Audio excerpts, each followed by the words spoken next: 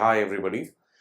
போன வீடியோவில் சொன்ன மாதிரி இது வந்து ஒரு முயற்சி, right? So quality Tamil content MBA Tamil YouTube சேனலில் மார்க்கெட் பவர் பண்ணி இதில் கண்டென்ட் ப்ரொவைட் பண்ணுற மாதிரி ஒரு முயற்சி.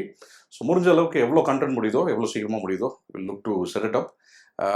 அதே மாதிரி எல்லாமே உடனே பண்ணுறது கஷ்டமாக இருக்கும், பட் ஒரு பீரியட் ஆஃப் டைம் எவ்வளோ முடியுதோ will look to cover it. Objective வந்து நிறையா quant lessons, practice questions or past questions especially அதெல்லாமே போடலாம் அப்படின்ற பிளான். எதனா ஒன்று பொங்கலுக்கு முன்னாடி சரி இது பண்ணிடலாம் அப்படின்னு பொங்கல் 2026 இன்கேஸ் ஃபியூச்சரில் பார்த்துருக்கீங்கன்னா. ஸோ ஃபர்ஸ்ட் யோசிச்சது வந்து சிவாவோட சரி டிஏஎல்ஆர். நிறைய பேர் வந்து டிஏஎல்ஆர் நிறைய பயப்படுறாங்க, ரைட்? ஸோ இது வந்து ஸ்கூல்லையோ காலேஜ்லையோ பண்ணதில்லை, இது டிஃப்ரெண்ட்டாக இருக்கேன்னு சொல்லிட்டு இது பண்ணலாம் அப்படின்னு, ரைட்? ஸோ அதே சமயத்தில் if anybody is interested in knowing more about market or இந்த மென்டர்ஷிப் நாங்கள் என்ன பண்ணுறோம் அப்படின்றது, you can fill up the form which is in the description or pinned comment, right? So அதை ரெண்டுத்தில் பார்க்கலாம். அதை you can fill up and somebody from the team will contact you. யாரா என்னோட பேசினா கூட we can look to connect. Okay, so now இன்றைக்கி என்ன பார்க்க போகிறோன்றது பார்ப்போம், ரைட்? ஸோ இன்றைக்கி வந்து we going to look at solving the CAT 2025 slot 1 DILR.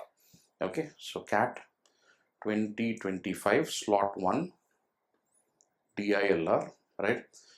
இந்த ஸ்லாட் தான் நான் போய் எக்ஸாம் எழுதுனேன், ரைட்? ஸோ இந்த எக்ஸாமுக்கு வந்து ரிட்டையர்மெண்ட் ஏஜ் எதுவும் கிடையாது, யாரும் நல்லா இப்போ எழுதலாம், ரைட்? ஸோ ஸ்லாட் 1 வந்து என்னோட எக்ஸ்பீரியன்ஸ் என்னன்றது சொல்லிடுறேன். நிறையா பேர் வந்து நினைக்கிறது வந்து நிறையா கேஸஸ் நான் சால்வ் பண்ணணும், எக்கச்சக்கமாக நான் பண்ணி ஆகணும், ரைட்? ஸோ மொத்தம் 5 கேஸ் இருக்கும், ரைட்? இப்போ இந்த பர்டிகுலர் ஃபார்மேட்டில் CAT 2025ல் நான் சால்வ் பண்ணது என்னால் முடிஞ்சது 3 கேஸ் தான், ரைட்? 3 கேஸ் மொத்தம் வந்து 14 கொஸ்டின்ஸ், 14 கொஸ்டின்ஸ். அண்ட் முக்கியமானது வந்து இந்த 14 கொஸ்டின் எனக்கு கரெக்ட், ரைட்? ஸோ என்னோட மார்க்ஸ் வந்து 42, 14 into 3 42, நெகட்டிவ் ஒன்றும் இல்லை, ஸோ 42 மார்க்ஸ். ஸோ 42 மார்க்ஸ் வந்து பர்சன்டைல் வைஸ் என்னதுன்னு பார்த்தீங்கன்னா, அதுக்கு முன்னாடி ஒரு ஸ்கேலிங் ப்ராசஸ் நடக்கும். மொத்தம் 3 ஸ்லாட் இருக்குது. இது first slot, day morning slot. Slot 2 and slot 3 இருந்துச்சு. ஸ்லாட் 1ஓட டிஐஎல்ஆர் தான் இருக்கிறதுலே கஷ்டமாக இருந்ததுனால, கம்பேரிட்டிவ்லி கஷ்டம்னால ஸ்கேலிங் அப் ப்ராசஸில் எக்ஸ்ட்ரா ஒரு 6 பாயிண்ட் சம்திங் 6 மார்க் ரஃபா, ரைட், கொடுத்தாங்க. அண்ட் அது 48 மார்க்ஸாக மாறிச்சு. மொத்தம் வந்து 22 கொஸ்டின்ஸ், ரைட்? மொத்தம் 22 கொஸ்டின். நான் 14 கரெக்டாக வாங்கியிருந்தேன், நெகட்டிவ் இல்லை. ஸோ மீதி 8 என்ன பண்ண முடியல, ரைட்? ஸோ அவ்வளோதான். ஸோ 42 + 6 வந்து 48 out of 66 mark, right? 48 point something ரஃபா. ஸோ இது எவ்வளோ பர்சன்டைல் இருக்குன்னு பார்த்தீங்கன்னா, the percentile wise, percentile is a ranking, right? நான் எங்கே இருக்கேன், where do I stand with respect to others, right? So percentile over here was 99.98. again, இதை நான் சொல்கிறதுக்கு காரணம் வந்து ரொம்ப சிம்பிள். நிறையா பேர் நினைப்பாங்க இது வந்து ஒரு என்ன சொல்கிறது, கேட்னா அடித்து போட்டு நவுத்திட்டு ஃபாஸ்ட் ஸ்பீடாக போகணும் அப்படின்னு, ரைட்? உட்காந்து ஒரு வீரேந்தர் சேவாக் மாதிரி அடிக்கணும், ரைட்? அந்த டைம் கிரிக்கெட்டர் இப்போ அபிஷேக் சர்மாலாம் போட்டு நவுத்துறாங்க, ரைட்? அந்த மாதிரி கிடையாது இது, ரைட்? ஸோ அப்படி பண்ணால் அடுத்து அடிக்கிற ஃபஸ்ட்டு மூமெண்ட்லேருந்து அடிக்கணும்னு பார்த்தா அவ்வளோதான், சொருகிடும், காலி, ரைட்? எக்ஸாமே ஓவர். ஸோ அப்படி பண்ண முடியாது, நின்று ஆடணும், பொறுமையாக ஆடணும். தெரியல, ஒரு சேதேஸ்வர் பூஜாரா, அவர் இப்போ கேஎல் ராகுல்லாம் இப்போ கொஞ்சம் மெதுவாக ஆடுவார், ரைட்? அந்த டைமில் ராகுல் டிராவிட் மெதுவாக நின்று ஆடிட்டு போனோம். ஃபாஸ்ட்டாக போனோன்னா கான்செப்ட் எல்லாம் தெரிஞ்சால் இந்த வீரேந்தர் சேவாக் ஸ்டைலில், தோனி ஸ்டைலில் உட்காந்து குவாண்டில் அடிக்கலாம். ஆனால் டிஐஎல்ஆரை பொறுத்த வரைக்கும் அப்படி ஆடவே முடியாது. ஸோ யார் ஃபாஸ்ட் ஸ்பீடு சூப்பர் ஃபாஸ்ட்னு பண்ணுறீங்களோ அவ்வளோ சீக்கிரமாக அவுட் ஆகிட்டு போயிட்டே இருப்பீங்க, ரைட்? ஸோ அது மட்டும் ஞாபகம் வச்சுங்க. என்னால் இவ்வளோ தான் முடிஞ்சுது. மிஸ்டேக் பண்ணுவேன், திருப்பி பார்ப்பேன், டபுள் செக் பண்ணுவேன், ட்ரிபிள் செக் பண்ணுவேன். இவருக்குதே இவ்வளோ தான் கேஸு. இதை சீக்கிரமாக வேகமாக பண்ணிட்டு போனால் ஒன்றுமே வராது, ரைட்? ஸோ என்னன்றது பார்ப்போம். எந்த 3 கேஸுன்ற நான் சொல்கிறேன். இந்த ஃபர்ஸ்ட் கேஸ் நான் பண்ணியிருந்தேன். ஃபர்ஸ்ட், செகண்ட் அண்ட் ஃபிஃப்த் இந்த வீடியோவில் இருக்க போகிற கேசஸ், அந்த கேசஸ் நான் அட்டம் பண்ணிவிட்டேன். Those var correct for me, right? And extra ஒரு கொஸ்டின் டீட்டாவில் வந்துச்சு. That was the experience. So இல்லை என்ன இப்போ பாட்டம் லைன் என்னது, இருக்கிற 5 கேஸில் இந்த ஸ்லாட்டில் நீங்கள் 2 கேஸ் எடுத்து பண்ணியிருந்தீங்கன்னா அண்ட் அதில் எல்லாமே கரெக்டாக இருந்துச்சுன்னா க்ளோஸ் டு 99%, டாப் 1%ல் இருக்க போகிறீங்க, ரைட்? அவ்வளோ டிஃப்ரென்ஸ். 99.98 அந்த கிளைம் வந்து அவ்வளோ கஷ்டம், ரைட்? ஸோ 3 கேஸ்லேயே அது வந்துடுது. நிறைய பேர் 5 கேஸும் அடிக்கணும்னு பார்க்குறீங்க, அந்த சைடே போகாதுங்க, அந்த யோசனையே வேணாம், அதை ரிமூவ் பண்ணிடுங்க. ஃபஸ்ட்டு நீங்கள் கேட் ப்ரிப்பேர் பண்ணுறீங்க, டிஎல்ஆர் ப்ரிப்பேர் பண்ணுங்க. ஃபஸ்ட்டு அந்த ஒரு கேஸ் கரெக்டாக பண்ணணும், அப்புறம் 2 ட்ரை பண்ணுவோம், அப்புறம் 3க்கு புஷ் பண்ணுறோம், 4 புஷ் பண்ணுறோம், அவ்வளோதான். ஒரு கஷ்டமான பேப்பரில் 3 பண்ணாலே எக்கச்சக்கம். இன்னொரு முக்கியமான விஷயம் இதில் என்னென்னா, நிறைய பேர் வந்து ஒரு டிஎல்ஆர் கேஸ் ட்ரை பண்ண 4 கொஸ்டின் 5 கொஸ்டின் இருந்துச்சு, எனக்கு 2 கரெக்டாக வந்துச்சு, 2 இல்லை சில்லி மிஸ்டேக் பண்ணிட்டேன். அது சில்லி மிஸ்டேக் கிடையாது, பெரிய முட்டாள்தனம். ரைட், 4 கொஸ்டின் கரெக்டாக வந்துச்சுன்னா 4 கொஸ்டின் கேஸ்னு வச்சுப்போம். 4மே கரெக்ட்னா 12 மார்க். 2 கரெக்ட் 2 ராங் அப்படின்னா நெகட்டிவும் இருக்குது. 2 × 3 6 மார்க்ஸ் -2 மல்டிபிள் சாய்ஸ்னா 4 மார்க் வருது.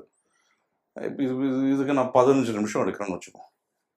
இதில் ஒருத்தர் 10 நிமிஷத்தில் அடி சூப்பர் ஃபாஸ்ட்டாக போகிறாரு. 10 நிமிஷத்தில் 4 மார்க் வந்ததில் என்ன பெருமை? ஒரு எக்ஸ்ட்ரா 5 நிமிஷம் வந்துச்சு 8 மார்க் எக்ஸ்ட்ரா வருதுன்னா தப்பே இல்லை. டபுள் செக் பண்ணால் பண்ணுங்கள், ட்ரிபிள் செக் பண்ணால் பண்ணுங்கள். இந்த சூப்பர் ஃபாஸ்ட்டாக அடி போகிறோன்னா அவ்வளோ சீக்கிரமாக அவுட் ஆகிட்டு அடுத்த வருஷம் பார்த்துட்டு இருப்பீங்க. ரைட், ஸோ அதுதான் கீ. ஞாபகம் வச்சுங்க நல்லா. டிஎல்ஆர் பொறுத்த வரைக்கும் every word every sentence matters and அது ஒரு சிஸ்டமேட்டிக்காக நம்ம பண்ணி ஆகணும். ஸோ நிறையா ஸ்டூடெண்ட்ஸ் கேட்டது வந்து நம்ம எப்படி இதை பண்ணுறது, ஒரு சிஸ்டம் இதில் கொண்டு வருது அப்படின்றதுக்கு. ஸோ நான் என் மைண்டில் என்ன நடக்கும்ன்றது ஒரு சிஸ்டம் மாதிரி ஒரு ஸ்ட்ரக்சர் மாதிரி போட்டு I give it my students. Engage அப்படின்ற ஒரு ஃப்ரேம் ஒர்க்.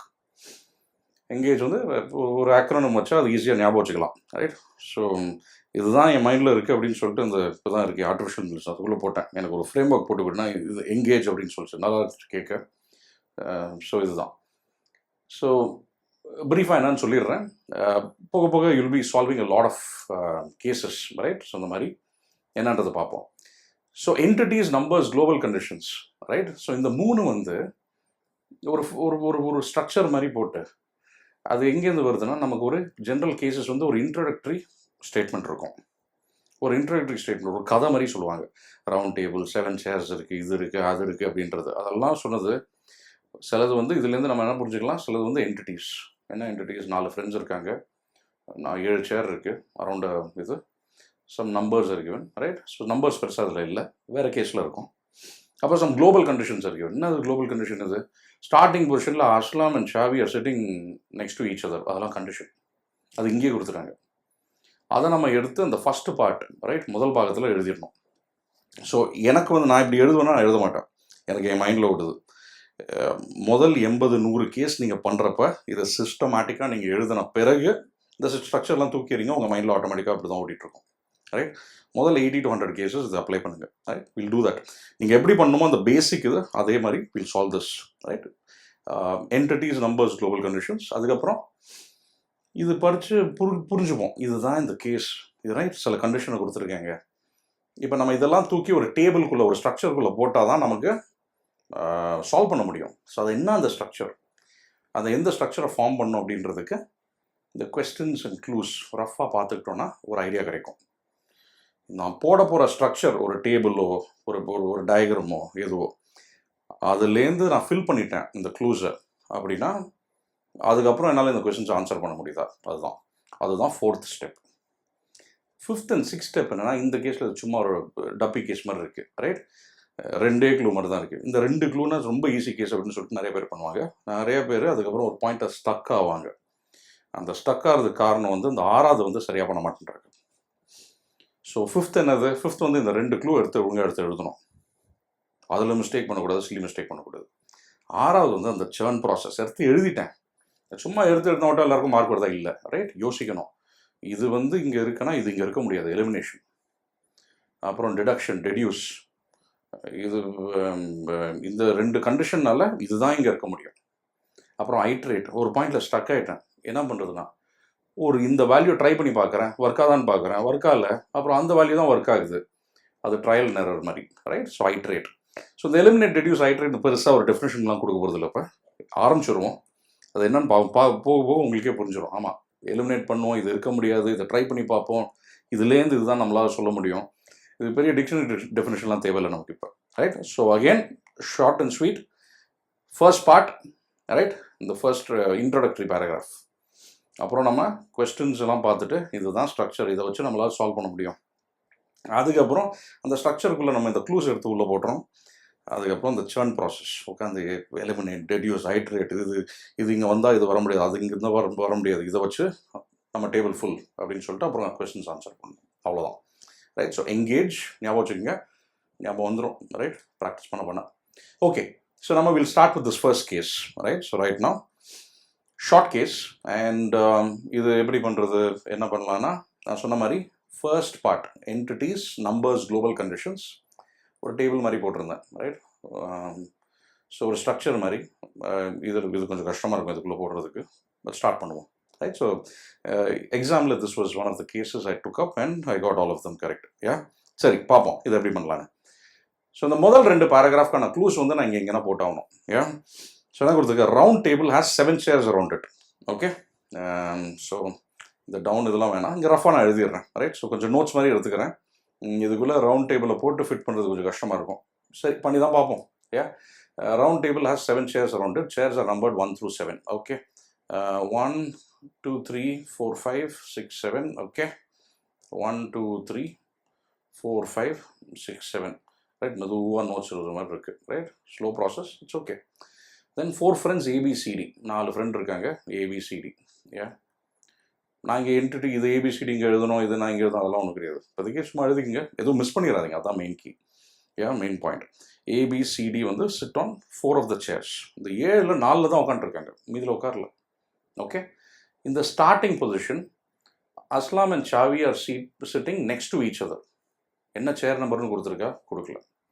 ஸோ என்ன சொல்கிறாங்க, இப்போ அந்த 7 இது இருக்குது, சும்மா ரஃபாக எடுத்துப்போம். யா, அஸ்லாம் அண்ட் சாவி வந்து are sitting next to each other. இந்த 2ன்னு வச்சுப்போம். லெஃப்டில் அஸ்லாமா ரைட்டில் அஸ்லாமான்றது தெரியாது, சும்மா போட்டுப்போம் A/C C/A. இங்கே ஏன்னா இங்கே சியில் இங்கே சினா இங்கே ஏ, ஆனால் பக்கத்து பக்கத்தில் உட்காந்துக்கிறாங்கன்னு வச்சுப்போம்.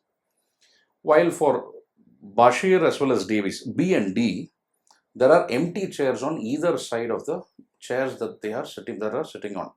நம்ம அர்த்தம் இப்போ, while for, again, in the starting position, A and C are sitting next to each other, while for B as well as D, there are empty chairs on either side of the chairs that they are sitting on, something like that, right? So, என்ன அர்த்தம் அது, பிக்கு பக்கத்தில் 2 empty chair, டிக்கு பக்கத்துலையும் 2 empty chair.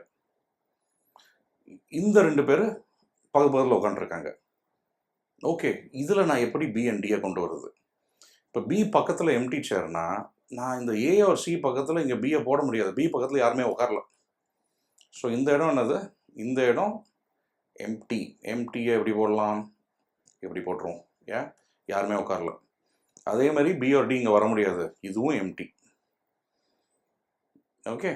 இப்போ B and D நான் எப்படி உட்கார வைக்கணும், இவங்க 2 பேர் பக்கத்து பக்கத்துக்கு கிடையாது. இங்கே நான் எப்படி உட்கார வைக்க முடியும், இந்த 3 சேரில் ஒரே வழி தான் இருக்குது. பி இங்கே உட்காந்தாகணும், டி இங்கே உட்கார்றாப்புல, இல்லாட்டி டி இங்கே உட்கார்றாப்புல, பி இங்கே வராப்புல. அண்ட் இது எம்டி சேர் ஆகிடுது, அவ்வளோதான், வேறு வழியே கிடையாது. ரைட். So simple logic. இந்த இது படித்து நம்ம சும்மா இந்த ஸ்டார்டிங் பொசிஷன் அஸ்லாம் அண்ட் சாவி sitting next to each other அப்போல்லாம் படிச்சிருக்க முடியாது. யோசிக்கணும், ஒரு பாட்டும் நம்ம மெதுவாக இது பண்ணி ஆகணும். பார்த்த உடனே அடி உடனே 6 அடிச்சேன், அதெல்லாம் கிடையாது. இங்கே மெதுவாக சென்சிபிளாக பண்ணிட்டு போங்க. Yeah, so A and C are sitting next to each other. இப்படி தான் இருக்க முடியும். A and C or C and A ரெண்டுமே எம்டி அது பக்கத்தில்.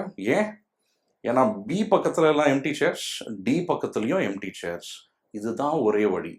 அண்ட் இது என்னது, இதுதான் ஸ்டார்டிங் பொசிஷன். இதுதான் ஸ்டார்ட்டில் இருக்கிற பொசிஷன்.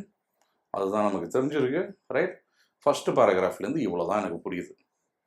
செகண்ட் பேராகிராஃபில் என்ன சொல்லியிருக்காங்க, the friends take turns moving either clockwise or counterclockwise from their chair.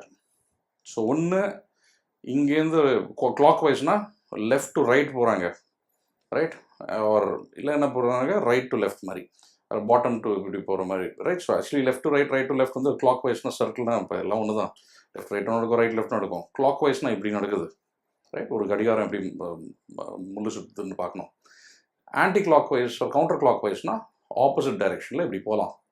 ஆனால் முக்கியமாக என்ன சொல்லியிருக்காங்க, the friends take turns moving clockwise or counterclockwise, right, opposite of clockwise from their chair. The friend who has to move in a turn occupies the first empty chair in whichever direction he or she chooses to move. என்ன சொல்ல வராங்க, the friend எவன் move பண்ண போகிறானோ அந்த person வந்து is occupying the first empty chair in whichever direction, right. இப்போ ஏ இங்கே இருக்குன்னு வச்சுக்கலாம், ஏ வந்து இந்த டைரெக்ஷனில் மூவ் பண்ணுறாப்புல, ரைட். ஏ இங்கே இருக்குன்னா சி இங்கே இருக்குது, ரைட். ஸோ ஏ இங்கேருந்து வந்து சியோட மடியில் உட்கார முடியாது, ஏன்னா சி இஸ் ஆக்கியபைடு, ரைட். இந்த டைரெக்ஷன் தான் டிசைட் பண்ணியாச்சுன்னா நான் ஃபஸ்ட்டு எம்டி சேர் எதுன்னு தேடுறேன். ஃபர்ஸ்ட் எம்டி சேர் இங்கே இருக்குது, இங்கே வந்து உட்காடுறேன். இப்போ ஏ தான் இந்த டைரெக்ஷன் சூஸ் பண்ணியாச்சுன்னா இங்கே இருந்தாப்புல அப்படின்னா சி மேலே வந்து உட்கார முடியாது, ரைட்? ஆக்கியபைடு has to come and sit in the first empty chair. C வந்து இப்போ ஏ வந்து இங்கேருந்து இங்கே போகிறாப்புல போய் நான் இல்லை இந்த எம்டி சேரை விட்டுட்டு நான் அங்கே போய் உட்காரலாமா டைரெக்டாக? முடியாது. ஏன் ஏன் ரொம்ப தெளிவாக எழுதியிருக்கு. ஃபர்ஸ்ட் எம்டி சேர், முதல் எம்டி சேரை பார்த்தாச்சுன்னா அவ்வளோதான், போய் உட்காந்தாகணும். அதுதான் கண்டிஷன், அதுதான் ரூல், இதுதான் இவங்க வச்ச கேம். இதை உட்காந்து நம்ம ஆர்கியூ பண்ணிருக்க முடியாது. ஏன்? ஓகே. ஸோ இப்போ இங்கே எனக்கு இப்படி இருக்கு, அஸ்லாம் மூவ்ஸ் ஃபர்ஸ்ட் இன் டர்ன் 1. முதல் டர்ன் வந்து அஸ்லாம் ஏபிசிடின்னு வச்சுக்கலாம், ரைட்? ஸோ ஏ ஃபர்ஸ்ட் மூவ்ஸ் டர்ன் 1, பிசிடி வந்து டர்ன் 2, டர்ன் 3, டர்ன் 4. ஒரு ஸ்டார்ட் இருக்கு, அப்புறம் T1, T2, T3, T4, ABCD அந்த வரிசையில் பண்ணுறாங்க. ஒரு டர்னுக்கு ஒரு பர்சன் தான் மூவ் பண்ணுறாங்கன்னு சொல்லிட்டாங்க. அதுக்கப்புறம் டர்ன் 5 இருக்கா? இருக்குது. டர்ன் 5ல என்ன ஆகுது? திருப்பி ஏ வராப்பில், அப்புறம் பி, அப்புறம் சி. ஸோ அந்த குறிப்பிட்ட ஆர்டர் இருக்குது, ஏபிசிடி ஆல்ஃபபெட்டிக்கல் ஆர்டரில் ஃபாலோ பண்ணுறாங்க, அவ்வளோதான். ஸோ ஆல்ஃபபெட்டிக்கல் ஆர்டரில் டர்ன்ஸ், ரைட்? இங்கே இதுக்குள்ளே நம்ம பெருசாக இப்போ இது பண்ணி ஆகணும், ரைட்? நிறையா இருக்குது. பட் இப்போ இந்த கொடுத்த இந்த எழுதிக்கிட்ட நோட்ஸ், ரைட், சில பேருக்கு இது மைண்ட்லேயே ரெஜிஸ்டர் ஆகிடும், அது தேவைப்படாது. பட் இப்போதைக்கு இன்ட்ரோ ஸ்டேஜில் இருக்கீங்க, இப்போ பேசிக்ஸ்னா please write on the notes. Okay. So இதை எப்படி சால்வ் பண்ணலாம், ரைட்? ஸோ இதில் என்ன அடுத்த ஸ்டேஜ், இஎன்ஜி எழுதிட்டோம் நம்ம. We have to analyse questions and think about the structure. ஏன் இப்போ க்ளூஸில் என்ன சொல்கிறாங்க? க்ளூஸில் சொல்கிறாங்க, the 4 friends occupy adjacent chairs only at the end of turn 2 and turn 6. turn 2 and turn 6 எண்டில் மட்டும்தான் இவங்க பக்கத்தில் உட்காந்துக்கிறாங்க. அப்போ டர்ன் 2ஓட ஸ்ட்ரக்சர் எனக்கு தேவை, டர்ன் 6லையும் எனக்கு இது தேவை, position. Davis occupies chair 2 after turn 1, சேர் 4 ஆஃப்டர் டர்ன் 5. அப்போ ஒரு டர்னுக்கும் எனக்கு பொசிஷன் தேவையா? சரி, கேள்வியை பார்ப்போம். Who sits on the chair number 4 at the end of turn 3? அப்போ டர்ன் 3 எண்டில் யார் எங்கே உட்காரான்னு எனக்கு தெரியணும். What is the number of the chair initially occupied by பஷி? ஸ்டார்டிங் பொசிஷன் என்னன்னு தெரியணும். ஸோ ஸ்டார்டிங் தெரியணும், டர்ன் 1 எண்டில் தெரியணும், டர்ன் 2 எண்டில் தெரியணும். இதுதான் இப்போ நமக்கு நம்ம 4வது point, analyse questions and form the structure. அப்படின்னா எனக்கு இந்த பர்டிகுலர் சீட்டிங் அரேஞ்ச்மெண்ட், ஒரு அரேஞ்ச்மெண்ட் பத்தாது. இதோட ஸ்டார்டிங் இது தேவை, டர்ன் 1க்கு அப்புறம் என்ன தேவை, டர்ன் 2 தேவை, எக்கச்சக்கமாக இருக்குது. எந்த டர்ன் வரைக்கும்? டர்ன் 8, டர்ன் 10, டர்ன் 15லாம் இருக்கா? இங்கே டர்ன் 7 எழுதியிருக்காங்க. கேள்வியில் என்ன இருக்குது? டர்ன் 6 இருக்குது. இந்த 4வது கொஸ்டினில் டர்ன் 7 எழுதியிருக்கு. டர்ன் 7 வரைக்கும் இருந்தால் எனக்கு போதும், ரைட்? அதுக்கு மேலே தேவையில்லை. இதுதான் அனலைஸ் த கொஸ்டின்ஸ். அப்போ ஸ்டார்ட் டர்ன் 1, டர்ன் 2, டர்ன் 3 அந்த மாதிரி டர்ன் 7னா 8 பொசிஷன் தேவை, 8 அரேஞ்ச்மெண்ட் தேவை. இது கொஞ்சம் பெருசாக இருக்கும் வரைகிறதுக்கு. இங்கே நான் இது I have to clear the space, இல்லாட்டி பண்ணுறது கஷ்டம். ஸோ இந்த இதை வந்து நம்ம ஸ்டார்டிங் பொசிஷன் எனக்கு தெரியும். ஸோ ஸ்டார்டிங் பொசிஷன் 1, 2, 3, 4, 5, 6 and 7 என்ன பார்த்தோம்? A/C, C/A, yeah? அண்ட் என்ன தெரியும் இங்கே? B/D and D/B. இங்கே யாரும் 3 பேர் இல்லை. ஓகே, இது புரிஞ்சுக்கிட்டது தான். 1 to 7 ABCD, clockwise, anti clock wise, alphabetical order ABCD அந்த டர்ன் ஃபாலோ பண்ணுறாங்க. அதை நம்ம எழுதிக்க போகிறோம், ரைட்? ஸ்ட்ரக்சர் ஃபார்ம் பண்ணும்போது கிளாக் வைஸ் ஒரு கவுண்டர் கிளாக் வைஸ், அது 2 மூமெண்ட் மட்டும்தான். ஒன்று இப்படி போகிறாங்க, இல்லாட்டி the other way. And first empty chair, அவ்வளோதான். அந்த முதல் எம்டி சேரில் போய் உட்காந்தே ஆகணும், வேறு எதுவும் கிடையாது, வேறு வழியே கிடையாது. ஏன்? That's it. இதுதான் முக்கியமாக. இப்போ இதை கிளியர் பண்ணிடலாம். Will clear this. அண்ட் என்ன பண்ணோம் இப்போ நீங்கள்? You have to form 8 circular. இது சேர் நம்பர், இது முக்கியமாக சேர் நம்பரும் முக்கியம். சேர் 2, சேர் 4 அதெல்லாம் கொடுத்துருக்கு. ஸோ அதனால் இந்த மாதிரி ஃபார்ம் பண்ணிடுங்க. Start after turn 1. After turn 1ல் யார் மூவ் பண்ணியிருக்கா? ஏ மூவ் பண்ணியிருக்காப்புல. ஆஃப்டர் டர்ன் 2 பி மூவ் பண்ணியிருக்காப்புல, ரைட்? ஸோ இந்த 1 to 7, ரைட்? ஸோ இந்த இது மட்டும்தான் வரைகிறது மட்டும்தான் கொஞ்சம் டைம் ஆகும். பட் அகெயின் ஸ்டார்டிங்கில் யூ மைட் ஃபீல் தட் இந்த வீடியோ இவ்வளோ பெருசாக இருக்குது, இவ்வளோ டைம் எடுக்குது அப்படின்னு. பட் நீங்கள் ப்ராக்டிஸ் பண்ண அந்த ஸ்பீடு வந்து எக்கச்சக்கம் ரொம்ப ஃபாஸ்ட் ஆகிடும், ரைட்? இப்போயே பாருங்கள், சால்விங் ஸ்பீடை பாருங்கள், ரொம்ப ஃபாஸ்ட்டாக இருக்கும், ரைட்? ஸோ என்ன புரியுது இப்போ நமக்கு? இந்த 4 இப்போ இந்த 2 க்ளூஸ் எடுத்து ஃபில் பண்ணோம், அவ்வளோதான். ஏன்? இந்த 2 க்ளூ, அதோட இந்த கண்டிஷன் இருக்குது, வேறு எதுவுமே என்கிட்ட இல்லை. இதை வச்சு எல்லா பொசிஷனும் இப்போ நம்ம கண்டுபிடிச்சாகணும், அவ்வளோ ஈஸியாக பார்த்துடலாம். The 4 friends occupy adjacent chairs only at the end of turn 2 and turn 6. The turn 2 and turn 6 எண்டில் adjacent வந்து இங்கே நடக்குது. அட்ஜசன்ட் ரைட், அட்ஜசன்ட் எழுதிப்போம். அப்புறம் என்ன அர்த்தம்? எல்லாம் பக்கத்தில் உட்காடுறாங்க, அது ஞாபகம் வச்சுக்கணும். மீதி எல்லாம் கிடையாது, ரைட். ஒன்லி அது இந்த 2 டர்னில் மட்டும்தான் எல்லாம் பக்கத்தில் உட்காடுறாங்க. Fine. Davis occupies chair 2 after turn 1. After turn 1 chair number 2ல டி உட்கார்றாரு, right. And chair 4 after turn 5. Turn 5க்கு அப்புறம் சேர் 4ல் யார் உட்கார்றா? டி உட்கார்றாரு. நம்ம அர்த்தத்துக்கு போகிறதுக்கு முன்னாடி இதில் என்ன பண்ணலான்னு யோசிப்போம். இப்போ ஸ்டார்டிங் பொசிஷனில் ஏபிசிடி உட்காந்துடுறாங்க. டி எப்போ நகர்றாரு சீட்லேருந்து? டியோட சான்ஸ் கிடைக்கிறது தான் நகர்றாரு ஆஃப்டர் டர்ன் 4. டர்ன் 4 தான் டி வந்து நகர்றாரு. ஸோ அந்த முதல் 4 பொசிஷனில் டி எங்கேயுமே நகரல, அங்கேயே தான் உட்காந்துருக்காரு.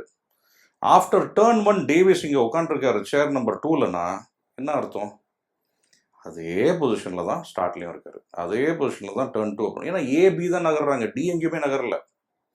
நமக்கே எப்படி கொடுத்தாங்க? நமக்கே ஸ்டார்ட்லேயே டின்னு கொடுக்கல. அவங்க கொடுக்குறது அப்படி தான் கொடுப்பாங்க, நம்ம புரிஞ்சுக்கணும். அப்புறம் எல்லாத்தையும் ஊட்டி விட்டு அப்புறம் எப்படி, ரைட்? கேட் எக்ஸாமினர்ன்றது. ஸோ ஆஃப்டர் டர்ன் 4 டி நகர்ந்துருக்காரு, மூவ் பண்ணியிருக்காரு, எங்கன்னு தெரில. ஆனால் டர்ன் 5ல் ஏதான நகர்றாப்புல, டி நகர்லையே. டி வந்து இங்கே டர்ன் 4ல் வந்து சேர் நம்பர் 4ல் வந்து உட்காந்துருக்காருன்னா அப்போ டர்ன் 4ல் மூவ் பண்ணப்போ டி வந்து சீட் நம்பர் 2 சேர் நம்பர் 2லேருந்து சேர் நம்பர் 4க்கு மூவ் பண்ணியிருக்காப்புல டியோட டர்ன் இருந்தப்போ. எது அது? டர்ன் 4. இங்கே நான் டி போட்டுடலாம். யோசிங்க திருப்பி.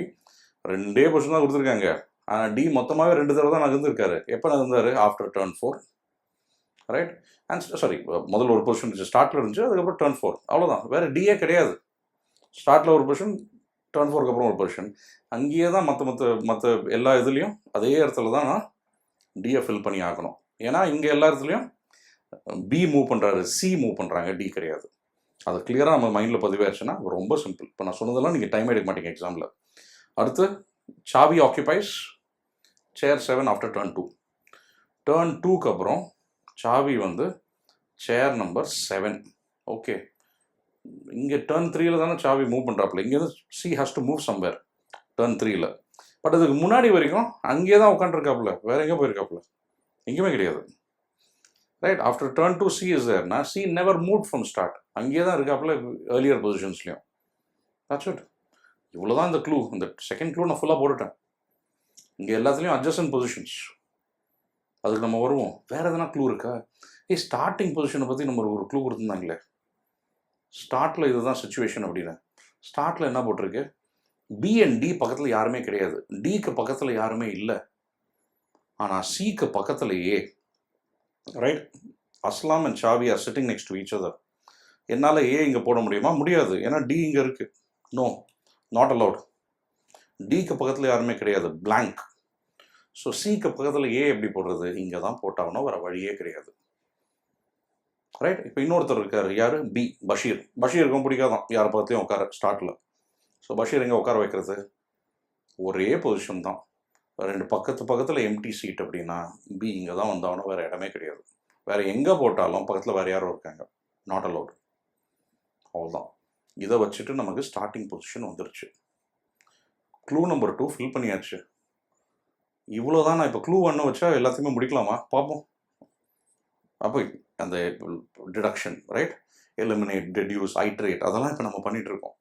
என்னது? இப்போ இவங்க பக்கத்தில் இவர் இருக்க முடியாது, இது எலிமினேட், ரைட். டி பக்கத்தில் யாரும் இருக்கக்கூடாது, சி பக்கத்தில் ஏ இருக்குன்னா இங்கே தான் வந்தாகணும், அதெல்லாம் எலிமினேஷன், ரைட். இந்த லாஸ்ட் ஸ்டெப் இப்போ க்ளூ ஃபில் பண்ண அந்த லாஸ்ட் ஸ்டெப்பும் பண்ணிகிட்ருக்கோம். Eliminate, reduce, iterate. ஓகே, இப்போ யார் மூவ் பண்ணா? டர்ன் 1ல் ஏ மட்டும் தானே மூவ் பண்ணியிருக்காப்புல, பி மூவ் பண்ணல. அப்போ பி அங்கேயே தான் உட்காந்துருக்காப்புல 4ல். இப்போ இங்கே யார் மூவ் பண்ணியிருக்கா? பியும் மூவ் பண்ணியிருக்காப்புல, கரெக்டா? சரி, இப்போ நம்ம இதை எப்படி யோசிக்கிறது? இப்போ இதில் என்ன கொடுத்துருக்குன்னா அட்ஜசன்ட், தட் இஸ் இந்த க்ளூ நம்பர் 1, அதுதான் நம்ம ஃபில் பண்ணிட்டோம். ஆஃப்டர் டர்ன் 2, ஆஃப்டர் டர்ன் 6 என்னது? எல்லாருமே அட்ஜசன்ட் சீட்ஸ். அந்த ஒரு க்ளூவை வச்சு நம்ம மீதியை ஃபில் பண்ண பார்க்கணும். அட்ஜசன்ட் என்ன அர்த்தம்? பக்கத்தில் உட்காந்துருக்காங்க. இப்போ சி இங்கே இருக்காப்புல, டி இங்கே இருக்காப்புலனா 1 சீட் நம்பர் 1ல் யாரோ உட்காந்துருக்காங்க. அது யாராக இருக்கும்? அது ஏ அங்கே 1க்கு போக முடியுமா, பி போக முடியுமா? ஏ வந்து கிளாக் வைஸ் நான் போகிறேன்னு சொல்லிட்டு இங்கே தாவிட்டு வரலாம். எப்படி? இதுதான் ஃபர்ஸ்ட் எம்டி சீட். இப்போ பி இங்கேருந்து 1க்கு போக முடியுமா? கிடையாது. 1 வந்து 3 தான் ஃபர்ஸ்ட் எம்டி சீட். ரைட், இங்கே ஏ இல்லை பி வந்தாகணும். ஏன்னா சி அண்ட் டி போட்டாச்சு, நடுவில் கேப் இருக்கக்கூடாது. பி வர முடியாது, எலிமினேஷன். ஏன்? ஃபர்ஸ்ட் எம்டி சீட் 3 வந்துருச்சு, 3 விட்டு 1க்கு ஜம்ப் பண்ண முடியாது. அந்த முதல் எம்டி சேர், ரைட், அது ஏ தான் இங்கே வந்து உட்காந்தாகணும். அதுதான் ஒரே வழி. இப்போ ஏ வந்து இங்கே உட்கார்றாப்புலனா ஆஃப்டர் டர்ன் 1 ஏ இங்கே வந்து உட்காந்துருப்பாரு. இப்போ பி வந்து ஒரு பொசிஷன் மூவ் பண்ணி அட்ஜசன்ட் சீட்ஸ் ஆடுறாங்க, எல்லாருமே அட்ஜசன்ட் சீட்ஸ். இப்போ பி வந்து 5 வந்தால் இன்னும் கேப், 4 பேருமே அட்ஜசன்ட்டில், B3 தான் வந்திருக்கணும், வேறு வழியே கிடையாது. பி இங்கே போட்டாச்சு, அவ்வளோதான். 3 இது குயிக்காக ஃபில் பண்ணிட்டோம். இப்போ டர்ன் 3க்கு எப்படி போகிறது? ரொம்ப சிம்பிள். இப்போ யாரெல்லாம் நகரலன்னு பாருங்கள். டர்ன் 3ல் சி மட்டும்தான் மூவ் பண்ணுறாரு, ஏ அண்ட் பி நகரில். ஏ அண்ட் பி 1 and 3ல் தான் இருக்காங்க, அவ்வளோதான். ஏ பி சி மட்டும்தான் நகர்றாரு. வருவோம். இப்போ டி என்ன ஆகுது? அகெயின் ஏ அண்ட் பி வந்து அவங்கவுங்க டர்ன் வரைக்கும் நகரவே இல்லை. ஏன்? இங்கே ஏ மட்டும்தான் மூவ் பண்ணுறாரு, பிஎன் அப்படியே தான் போய் வைக்க போகிறேன். ஏன்? இங்கே தான் பி மூவ் ஆகுறாப்புல. Okay, fine. இப்போ ஏ டிபி, இப்போ சி எங்கே போகிறாப்புல, அதுதான் இப்போ கேள்வி. சி வந்து 4, பொசிஷன் 4 வரலாம், இல்லை பொசிஷன் 6 போகலாம். கரெக்ட், 2 வழி. இந்த டர்னுக்கு அப்புறம் இங்கே வந்து C anti clock wise, counter clockwise போகலாம், இல்லை கிளாக் வைஸ் போகலாம். ஃபர்ஸ்ட் எம்டி சீட் இந்த பக்கம் வந்தால் 4 வருது, இந்த பக்கம் 6 வந்துடுது. இப்போ சி வந்து 6ல் வரலாமா 4ல் வரலாமா? 6ல் வரலாமா 4ல் வரலாமா? 4ல் வர முடியாது. ஏன்? 4ல் வந்து டி வந்து உட்காந்துருக்காரு.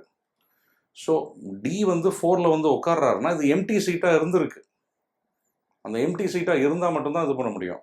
ஸோ சி வந்து கண்டிப்பாக 6 தான் வந்திருக்கணும், வேறு வழியே கிடையாது. ஸோ சி ஒரு வேளை ஆர்குமெண்ட்டுக்காக நான் இங்கே வந்து போடுறேன்னு வச்சுக்கோங்க, அப்புறம் டி எப்படி அடுத்த டர்னில் வந்து இங்கே சி மேலே உட்காரலாம்? முடியாது. ஸோ அதனால் சி இங்கே தான் வந்திருக்கணும், ஒரு வழியே கிடையாது. 4மே கண்டுபிடிச்சிட்டோம். இப்போ சி இங்கே இருக்காருன்னா சி அங்கேயே தான் போட போகிறேன், சி அங்கேயே தான் நான் ஃபில் பண்ண போகிறேன். டர்ன் 7 சியில் வர வரைக்கும் அதே பொசிஷன் தான், சேஞ்சஸே இல்லை. ஸோ ஸ்டார்ட் இதெல்லாம் முடிச்சாச்சு. டர்ன் 4ம் கண்டுபிடிச்சிட்டோம். இப்போ டர்ன் 5ல் வந்து ஏ வந்து நகர்ந்துருக்காரு. ஏ எங்கே மூவ் பண்ணுறாருன்னு பார்க்கணும். 2ஆ 7ஆ யோசிங்க. இப்போ நம்ம இதை எப்படி அடுத்த சேர்ன் ப்ராசஸ் ரைட் நம்ம யோசிச்சாகணும். ஏன்னா இன்னும் அடுத்த சேர்ன் ப்ராசஸ் என்னது? இந்த அட்ஜசன்ட் சீட்ஸ் முடிச்சிட்டோம். நம்ம இன்னொரு அட்ஜசன்ட் சீட்ஸ் இருக்குது. இந்த டர்ன் 6க்கு அப்புறம் எல்லாருமே அட்ஜசன்ட் சீட்ஸ், ரைட். ஸோ இதை எப்படி கொண்டு வருது? சி அண்ட் டிக்கு நடுவில் வந்து யார் வருவா? B R A. ஸோ இப்போ பி இங்கே வந்துடலாம், ரைட். ஃபர்ஸ்ட் எம்டி சீட் வந்துடுது. ஆனால் ஏ வந்து இப்படி இங்கே வந்து 5ல் உட்காரணும்னா 7ஐயோ 2ஐயோ தாண்டி வந்தாகணும், வந்திருக்க வாய்ப்பே இல்லை. ஏன்னா அதுதான் ஃபர்ஸ்ட் எம்டி சீட்ஸ். ஸோ அதனால் ஏ இங்கே வர முடியாது, இங்கே பி தான் வந்தாகணும், வர வழியே கிடையாது, ரைட். ஸோ பி இங்கே வராருன்னா ஏ எங்கே வந்திருப்பார், அதுதான் இப்போ கேள்வி. ஸோ ஏ வந்து இந்த பொசிஷனில் வந்து எல்லாமே அட்ஜஸ்டன்ட் அப்படின்னா 2க்கு வந்திருக்க வாய்ப்பு இல்லை, 7 தான் வந்திருக்கணும், அவ்வளோதான். ஸோ அப்படியே திருப்பி பேக்வேர்ட் போய் இப்போ ஏ என்னது, ஏ நகர்ந்துருக்காரு, 7க்கு போயிருக்காரு, ரைட். ஸோ இங்கே போட்டிருங்க, அவ்வளோதான். ஸோ இப்போ சி மட்டும்தான் மூவ் பண்ணியிருக்காரு, மீதி பேர்லாம் அப்படியே கரெக்டாக அதே நேம்ஸ் ஃபில் பண்ணிவிட்டு இப்போ சி எங்கே மூவ் பண்ணியிருக்காருன்றது மட்டும்தான் இப்போ நம்ம யோசிக்கணும், அவ்வளோதான். As simple as that. So again now we move on to answering the questions, right. So சிம்பிளாக யோசிப்போம். What is the number of the chair initially occupied by Bashir? ஸ்டார்ட்டில் பஷீர் எந்த சேரில் உட்காந்துருக்காரு? 4. இந்த பார்ட் நம்ம ஃபில் பண்ணுறோன்னா மீதெல்லாம் quick. Who sits on the chair number 4 at the end of turn 3? Turn 3 எண்டில் சேர் நம்பர் 4ல் யார் உட்காந்துருக்கா? யாருமே கிடையாது, நோ ஒன். கான்ஃபிடண்ட்டாக மார்க் பண்ணணும், அதான் correct answer. Which of the 4 chairs are occupied at the end of turn 6? End of turn 6 chair number தான் கேட்குறாங்க. So 4, 5, 6, 7, 1, 2, 3 empty. 4, 5, 6, 7 option number 1. Again இதெல்லாம் கரெக்டாக பண்ணிவிட்டு இதை டக்குன்னு தப்பாக பண்ணாதீங்க, பார்த்து 2 தடவை வேணால் வெரிஃபை பண்ணிக்கோங்க, ரைட். சூப்பர் ஸ்பீட், ஹைப்பர் ஸ்பீட்லாம் ஹெல்ப்பே ஆகாது. ஏன்? Last one, which of the following best describes the friends sitting on the chairs adjacent to the one occupied by Bashir at the end of turn 7? So இந்த பஷீர் பையன் இருக்காப்புல சேர் 5ல், பஷீர் பக்கத்தில் யாருன்னு கேட்குறாங்க. முன்னாடி வந்து சி இருந்தாப்புல, இப்போ சியோட டர்ன் மூவ் பண்ண சி வந்து 6லேருந்து கண்டிப்பாக கிளம்பியாச்சு. சி வந்து இதர் கிளம்பி 1 வந்தாச்சு, இல்லாட்டி 3க்கு வந்தாச்சு, ரைட். இந்த 2 இடத்துல 1க்கு. ஸோ பஷீர் பக்கத்தில் யார் இருக்கா? டி மட்டும்தான், Davis only, that's it. As simple is this. கேட்க பார்க்க வந்து இது கஷ்டமாக இருக்கலாம். இது ஒரு 2 தடவை ட்ரை பண்ணுங்கள். Your speed will improve. இப்போ இந்த கேஸ் தான் எனக்கு செகண்ட் கேஸ் இந்த எக்ஸாம். பட் இந்த case was the first case I took up, right? So நான் முதல் செஞ்ச கேஸ். எதனால் இதை எடுத்துக்கிட்டேன்னா, சிம்பிள் யாட்ஸ்டிக் என்னென்னா, கிராஃப் பேஸ் கேஸ் இருந்துச்சுன்னா அது ஜென்ரலாக வந்து அது தப்பாக போகிறது கஷ்டம். 1-2 கொஸ்டின் கூட ஆன்சர் பண்ணிடலாம். கிராஃப் பேஸ் கேஸை மிஸ்ஸே பண்ணாதீங்க, அது ஸ்டார்ட்லேயே பண்ணிட பாருங்க, ரைட்? ஸோ போன ஒரு என்ன சொல்கிறது, ஒரு இப்போ 10 வருஷத்தில் கிராஃப் பேஸ் கேஸ் வந்து ஆல்மோஸ்ட் எவ்ரி இயர் வந்துட்டுருக்கு. எல்லா வருஷமும் தொடர்ந்து ஈஸி சைட்டில் தான் இருந்திருக்கு. ஒரே ஒரு வருஷம் மட்டும்தான் ஒரு பர்டிகுலர் கேஸ் மட்டும்தான் கஷ்டம். அதை பார்த்தாலே தெரிஞ்சிருக்கும் அந்த பர்டிகுலர் கேஸ், ரைட்? ஸோ அதுக்குள்ளே போக வேணாம். பட் டிஐ பேஸ் கேஸ் எல்லாமே easy side. So always look to attempt at the start. Okay, இந்த இது எடுத்துப்போம். So 5 countries engage in trade with each other. Okay, each country levies import tariffs on other countries. Okay, the import tariff levied by country X on country Y, sorry, is calculated by multiplying the corresponding tariff percentage. இப்போ tariff percentageன்னு ஒன்று இருக்குது. சரி, import tariff percentage ஆமாம், with the total. இதை வந்து நம்ம என்ன பண்ணுறோம், மல்டிப்ளை பண்ணுறோம். tariff percentage is being multiplied with total imports of country X from Y. இந்த Y கண்ட்ரிலேருந்து நம்ம கண்ட்ரிக்குள்ளே என்ன வருதோ அதை மல்டிப்ளை பண்ணுற மாதிரி. ஓகே, இம்போர்ட் டாரிஃப் பர்சன்டேஜ் இங்கே இருக்குது. இம்போர்ட் டாரிஃப் ஆக்சுவல் வேல்யூவே இருக்குது, ஆனால் டோட்டல் இம்போர்ட்ஸ் நம்ம கொடுக்கல. இது ரெண்டுத்தையும் மல்டிப்ளை பண்ணதுக்கப்புறம் நமக்கு இம்போர்ட் டாரிஃப் வருது. இதோட வேல்யூ இங்கே கொடுத்துருக்கு இந்த ஃபைனல் டேபிளில். ஸோ என்ன வேறு என்ன கொடுத்துருக்கீங்க நமக்கு இப்போ இங்கே, the radar chart below depicts different import tariff percentages charge by each of the 5 countries on the others. Okay, இதில் வந்து import tariff charged by US, okay, on மற்ற 4 country. US blue line இங்கே வராது. ஓகே, கரெக்ட் தான். For example US the blue line வந்து charges 20, 40, 30 and 30%, right? உங்களுக்கு பார்க்குறது கொஞ்சம் கஷ்டமாக இருக்கும். நீங்கள் previous paper link, right? So அதை டிஸ்கிரிப்ஷனில் சீக்கிரமாக போட பார்க்குறேன். நீங்கள் அதெல்லாம் பார்த்தா கூட அது கொஞ்சம் ஜூம்டு இமேஜ் இருக்கும், ரைட்? ஸோ யூஎஸ் இந்த ப்ளூ லைன் வந்து 20% இங்கே, அதுக்கப்புறம் 40 ஆகுது, அதுக்கப்புறம் 30 கம்மியாகுது, அப்புறம் 30லேயே இருக்குது, ரைட்? ஸோ 20, 40, 30, 30 கரெக்டாக இருக்குது. On France, India, Japan, UK அந்த ஆர்டரில். ஃபைன். மெயின் எக்ஸாம்பிள் இது would have been lot more clear, yeah? So don't worry about that. The bar chart depicts the import tariffs levied by each country on other countries. அது final value import tariff. இது கிளியராக நம்ம புரிஞ்சுக்கணும். இதில் என்ன போட்டிருக்கீங்க, tariff percentage, right? இங்கே எழுதிக்கிறேன், tariff percentage multiplied with total imports, right? Total இம்போர்ட்ஸோட நான் மல்டிப்ளை பண்ணால் எனக்கு என்ன வருது, எனக்கு இம்போர்ட் டாரிஃப் கிடைக்குது, right? So import tariff. Okay, so இந்த பார் கிராஃப் வந்து இது, right? So this is chart 2, tariff percentage வந்து சார்ட் 1, ரைட்? கிளியராக எழுதிப்போம். இது நம்ம கொடுக்கல. நம்ம டோட்டல் இம்போர்ட்ஸ் எப்படி கண்டுபிடிக்கிறது? இப்போ டோட்டல் இம்போர்ட்ஸ்னு எழுதிப்போம், ஏன்? So total imports equals import tariff by tariff percentage. Okay, import tariff by tariff percentage, right? Okay, so எப்படின்னு பார்த்துருவோம். ஒரு சிம்பிள் ஒரு பர்டிகுலர் வேல்யூ எடுத்து பார்க்கலாமா, இல்லை இதை வந்து நம்ம ஒரு டேபிளாக ஃபில் பண்ணிடுறதா? ஆக்சுவலாக டேபிளாக ஃபில் பண்ணுறது தான் பெஸ்ட், ரைட்? இது இந்த வேல்யூஸ் எல்லாமே எடுத்து ஒரு டேபிளில் போட்டால் பார்க்குறது ஈஸி. இதை வச்சுட்டு இதில் நம்ம 30, 20, 40 தேடி இருக்கிறது கஷ்டம். அதே மாதிரி இதுவும் நம்ம தேடி இருக்கிறது கஷ்டம், ரைட்? ஸோ எப்படி என்ன மாதிரி ஒரு டேபிள் ஃபார்ம் பண்ணலான்றது பார்ப்போம், ரைட்? ஸோ அதுக்கு முன்னாடி குயிக்காக மீதி இருக்கிறதையும் நம்ம எடுத்து நோட்ஸாக எழுதிடலாம். Assume that imports from one country to another equals exports from the latter to the former. அப்படின்னா இந்தியா வந்து இம்போர்ட் ஃப்ரம் யூகேன்னு வச்சுப்போம், equals UK export to India அப்படின்றாங்க. அப்படியா? ஸோ இந்தியா வந்து யூகேலேருந்து நம்ம ஊருக்கு வர்றது is the same as UK வந்து இந்தியாவுக்கு அனுப்புறது. ஆமாம், கரெக்ட் தான், right? India's import from UK, வேறு ஊர்லேருந்து நமக்கு வருது. த சேம் அஸ் அந்த ஊர்லேருந்து நமக்கு ரிவர்ஸில் வந்து எக்ஸ்போர்ட்ன்றோம், அவ்வளோதான் அர்த்தம். ஸோ ரெண்டுமே ஒரே தான், ஒரே சேம் திங் அப்படின்றாங்க. இதில் வந்து ட்ரேட் சர்ப்ளஸ்னு இன்னொரு இது கொண்டு வராங்க, right? So what is the trade surplus over here, right? So இது அண்டர்ஸ்டுட், கிளியராக எழுதணும்னு அவசியம் கிடையாது, இது புரிஞ்சுக்கலாம். Trade surplus equals export minus imports, right? So இங்கே எழுத இடம் இல்லை, ரைட்? ஸோ இதை ஞாபகம் வச்சுப்போம். இது இனிமேல் எப்போ தான் கேஸு, ரைட்? ஸோ இது ரெண்டையும் எடுத்து நம்ம இது போட்டு கொஸ்டின்ஸ் ஆன்சர் பண்ண ஆரம்பிக்கலாம். So trade surplus over here is export from X to Y minus import from X to import to country X from Y. இது வரும்போது நம்ம பார்த்துப்போம், ரைட்? ஸோ இப்போதைக்கு ட்ரேட் சர்ப்ளஸ் இந்த ஃபர்ஸ்ட் 2 கொஸ்டின்ஸில் இல்லை, கிடையாது. Okay, fine. ஸோ இப்போ இது எப்படி நம்ம ஒரு டேபிளாக ஃபில் பண்ணுறது, right? So import tariff percentage இப்போ எனக்கு யூஎஸ் சார்ஜ் பண்ண ரேட்ஸ் மற்ற 4 கண்ட்ரிக்கு. ஸோ இதுக்கு வந்து ஒரு டேபிள் இப்படி ஃபார்ம் பண்ணிடுங்க, right? import, yeah, import tariff, correct, on these countries. So US வந்து யூஎஸ்கே சார்ஜ் பண்ணது, கரெக்டாக? ஒரே கண்ட்ரியோட நம்ம என்ன ட்ரேட் பண்ணிகிட்ருக்கோம், ஸோ அதெல்லாம் கிடையாது, அங்கே ஒரு பிரேக் இருக்குது. இப்போ யூஎஸ் வந்து how much import tariff did it charge France? ஃப்ரான்ஸ்லேருந்து அவங்க கண்ட்ரிக்கு வர இம்போர்ட்ஸில் எவ்வளோ சார்ஜ் பண்ணாங்க, இதுலேயே கொடுத்துருக்கு 20, 40, 30, 30. இதுலேயே கொடுத்துருக்கு, நம்ம பார்த்துருந்தோம் ப்ளூ லைன். ஸோ 20, 40 இது எல்லாமே பர்சன்டேஜ், ரைட்? பர்சன்டேஜ் டாரிஃப், ஏன் 20, 40, 30 and 30.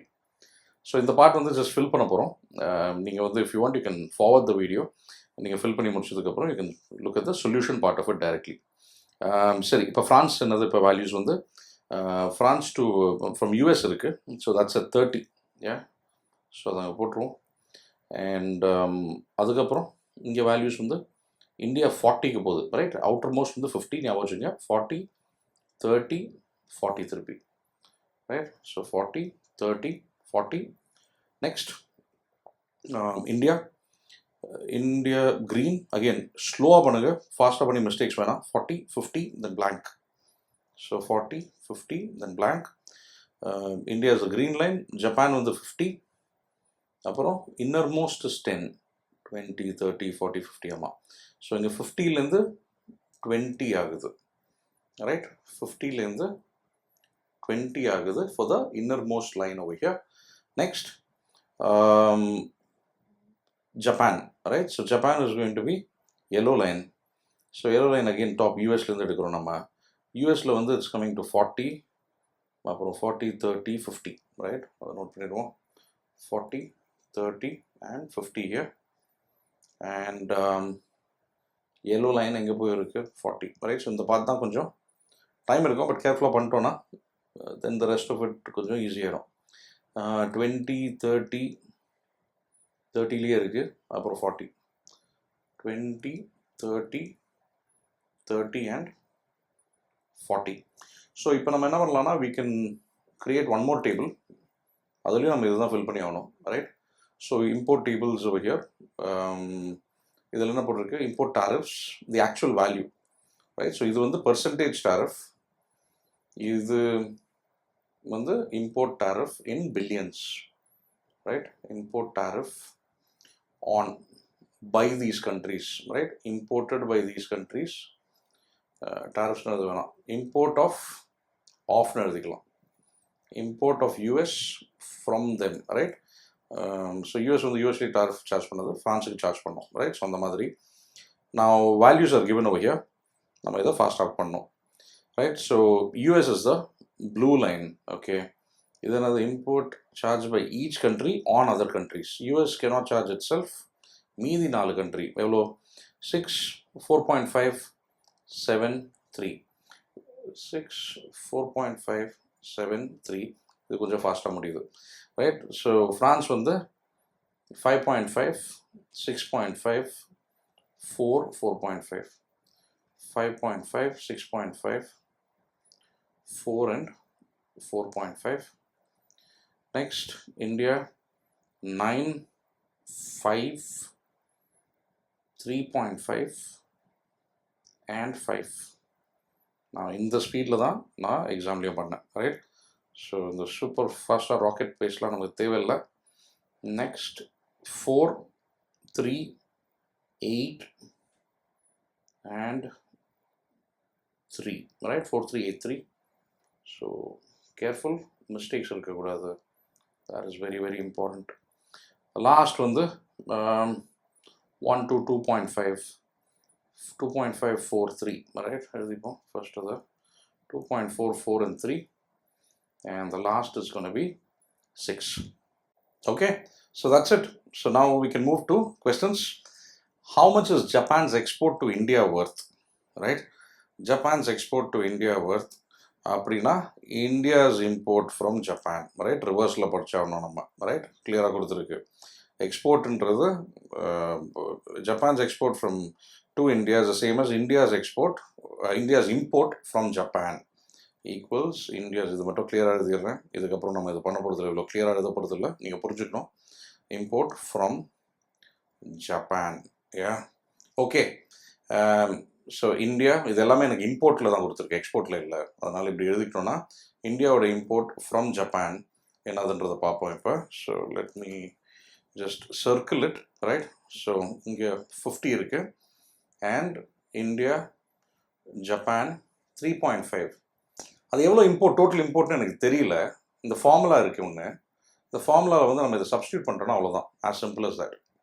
So total import, so import எவ்வளோ நமக்கு, import from Japan, India import from Japan எவ்வளோ, ஈக்குவல் டு ஃபார்முலா என்னது, இம்போர்ட் டாரிஃப்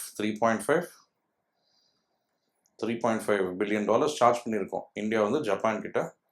ஆனால் 50% தான் நம்ம டேக்ஸ் பண்ணணும், ரைட்? Divided by 50%. ஸோ 50%னா என்னது, நாங்கள் என்ன பர்சன்டேஜஸ் லெசன்லாம் ரொம்ப கிளியராக சொல்லியாச்சு. 50%ன்றது டெசிமல் ஃபார்மில் எழுதணும்னா இந்த பர்சன்டேஜோட வேல்யூ வந்து 50/100, ரைட்? இன்ட்டு 1/100.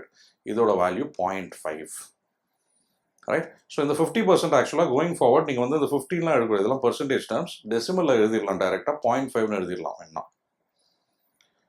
ஸோ 3.5/0.5 தான் ஆன்சர், அவ்வளோதான்.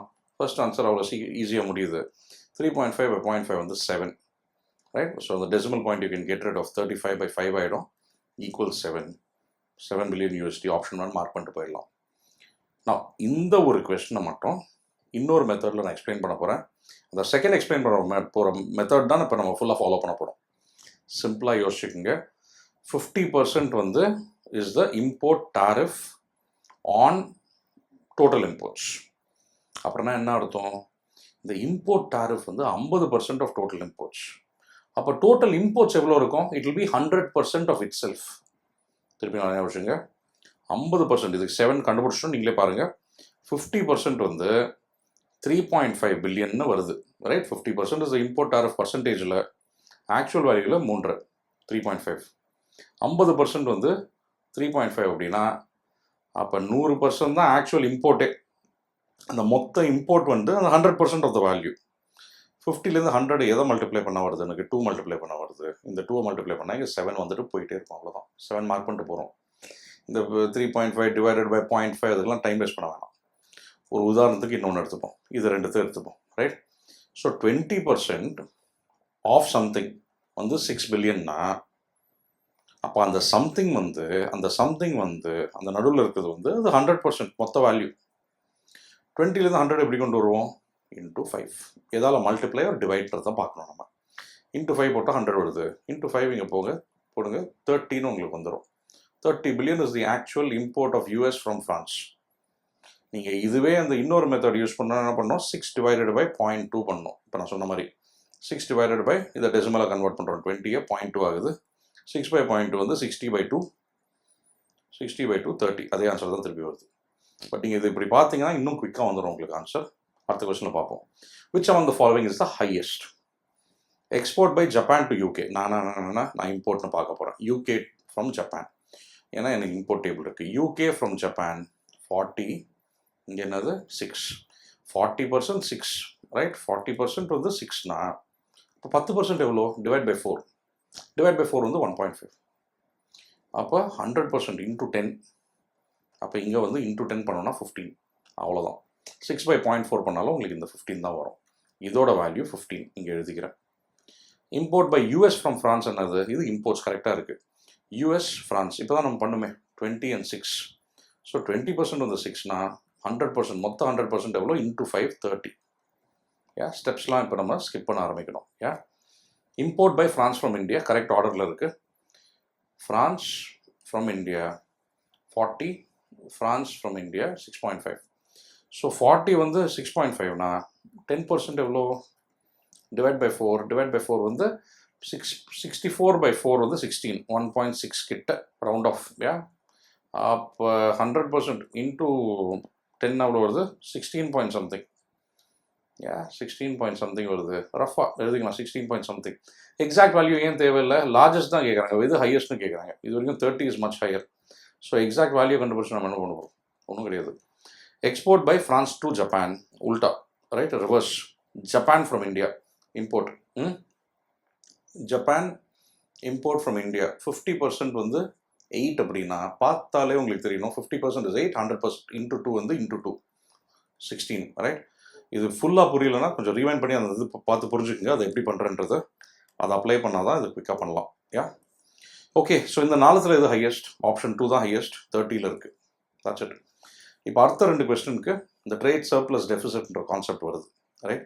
ஸோ ட்ரேட் சர்ப்ளஸாக டெஃபிசிட் என்னன்னு புரிஞ்சுப்போம். ட்ரேட் சர்ப்ளஸ் என்னன்னா trade surplus of X with ஒய்னா அந்த கண்ட்ரியோட export to Y minus import of that country from Y, அவ்வளோதான். ஸோ ட்ரேட் சர்ப்ளஸ் நமக்கு எப்போ பெட்டர்? எக்ஸ்போர்ட் நிறையா இருக்குது, இம்போர்ட் கம்மியாக இருக்குது, நிறையா நம்ம வெளியே அனுப்புகிறோம். Okay, fine. சரி, இப்போ நம்ம இதை எப்படி பார்க்குறது? What is the trade surplus or trade deficit of India with UK? Okay, trade சர்ப்ளஸ்னே நம்ம எடுத்துப்போம். Yeah, trade surplus, right, equals export of India with UK minus import, right, of India with UK, அவ்வளோதான். ஏ, India with UK எக்ஸ்போர்ட்டை வந்து நம்ம அது ரிவர்ஸில் படிக்கணும். UK's import from India, right, பார்க்குறோம். ஏன்னா நமக்கு எல்லாமே இம்போர்ட்டாக கொடுத்துருக்கு table. So UK from India என்னது? யூகே ஃப்ரம் இந்தியாவிலேருந்து வர இம்போர்ட்ஸ் என்னது? 30 and 3. 30% 3னா 10%, 30% வந்து 3னா 10% வந்து 1, 100%. 100% எவ்வளோ வருது? 100% இஸ் 10, ரைட், இன்டூ 10 நம்ம பண்ணுறோம், ரைட், இன்டூ 10 இஸ் இன்டூ 10, அவ்வளோதான். இது 10 வந்துடுது. Import of India from UK அதே ஆர்டர் தான். இந்தியா யூகே இங்கே 20 வருது, இங்கே 5 வருது. ஏ, ஸோ 20% வந்து 5 அப்படின்னா இன்டூ 5 பண்ணோன்னா 100% வருது. இன்டூ 5, இதுலேயும் இன்டூ 5 பண்ணுறோம், 25 வருது. ஸோ இந்த வேல்யூ 10, இந்த வேல்யூ 25. 10 மைனஸ் 25 எவ்வளவு? -15. ஸோ சர்ப்ளஸ் வந்து பாசிட்டிவில் எழுதணும். இது மைனஸில் வருதுன்னா டெஃபிசிட்னு அர்த்தம். டெஃபிசிட்டோட வேல்யூ என்னது? Deficit of 15 billion. So deficit கிளியராக எழுதியிருக்காங்களா? என்ன சொல்லியிருக்காங்க இங்கே? A negative trade surplus is called trade deficit. ரொம்ப கிளியராக சொல்லியாச்சு. ஸோ அவ்வளோதான், right. So that is done. இப்போ அதே மாதிரி இப்போ லாஸ்ட் கொஸ்டின் இப்போ என்ன கொடுத்துருக்கீங்க? Among France and UK who has or have trade surpluses with US. So France with US, UK with US, அந்த 2 கம்பேரிசன் மட்டும் நம்ம பண்ணோம். ட்ரேட் சர்ப்ளஸே எழுதிப்போம், right. Export of France with US, right, அது கிடையாது. ஸோ நம்ம ஃபஸ்ட்டு வந்து இம்போர்ட் கிளியராக எழுதிடுவோம். Import of France with US, அந்த export of France to US நம்ம இம்போர்ட் அப்படியே ரிவர்ஸில் எழுதிடலாம், யூஎஸ் டு ஃப்ரான்ஸ், ரைட். அதை கிளியராக எழுதிட்டோன்னா நமக்கு easy. Import of US from France வந்து export of France to US, reverse, கரெக்டாக. இப்போ இந்த ஆர்டரில் தான் நம்ம பார்க்குறோம். ஸோ இது வசதி ஆகிடும், right. So 20 and 6 US from France, இது போன தடவை வர பண்ணியிருந்தோம், இது யூஸ் பண்ணியிருந்தோம். 20% 6னா 100% வந்து இன்டூ 5 இது 30, ரைட். சில ஸ்டெப் ஸ்கிப் பண்ணுறேன், நீங்களே கொஞ்சம் யோசிங்க. Yeah, so France from US, right, import of France from US 30 வந்து 5.5 அப்படின்னா 10% வந்து டிவைடட் பை 3, ரைட். ஸோ நீங்கள் வேணால் கால்குலேட்டர் எடுத்துக்கலாம், 5.5 டிவைட் பை 0.3 வந்துடும் உங்களுக்கு. பட் கால்குலேட்டர் எல்லாமே ஈஸியாக பண்ணலாம். ஸோ 30% வந்து 5.5னா, ஸோ இது வந்து 10% வந்து இது பை 3 பண்ணிங்கன்னா 1.8 மாதிரி வரும். ஸோ இன்டூ 100% வந்து 18 வரும் இங்கே, 18 பாயிண்ட் சம்திங். 30 minus 18 வந்து எனக்கு பாசிட்டிவ் வேல்யூ வருது. That is good. So France வந்து சக்ஸஸ். ஃப்ரான்ஸ்க்கு ட்ரேட் சர்ப்ளஸ் இருக்குது வித் யூஎஸ், கண்டிப்பாக. யா, அடுத்து trade surplus, we have to check for UK. UK, import of UK from US, other way around. US from UK, right? Adoda import minus the normal import, right? Which is in the order of UK to US,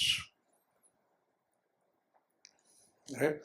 So again, கொஞ்சம் ஃப்ளெக்சிபிளாக இருக்கணும். இது புரிஞ்சிருச்சு கான்செப்டாக உங்களுக்கு புரியும். நான் என்ன பண்ணுறது, நான் எக்ஸ்போர்ட்லாம் பெருசாக எழுதலை இங்கே, புரிஞ்சுக்குங்க.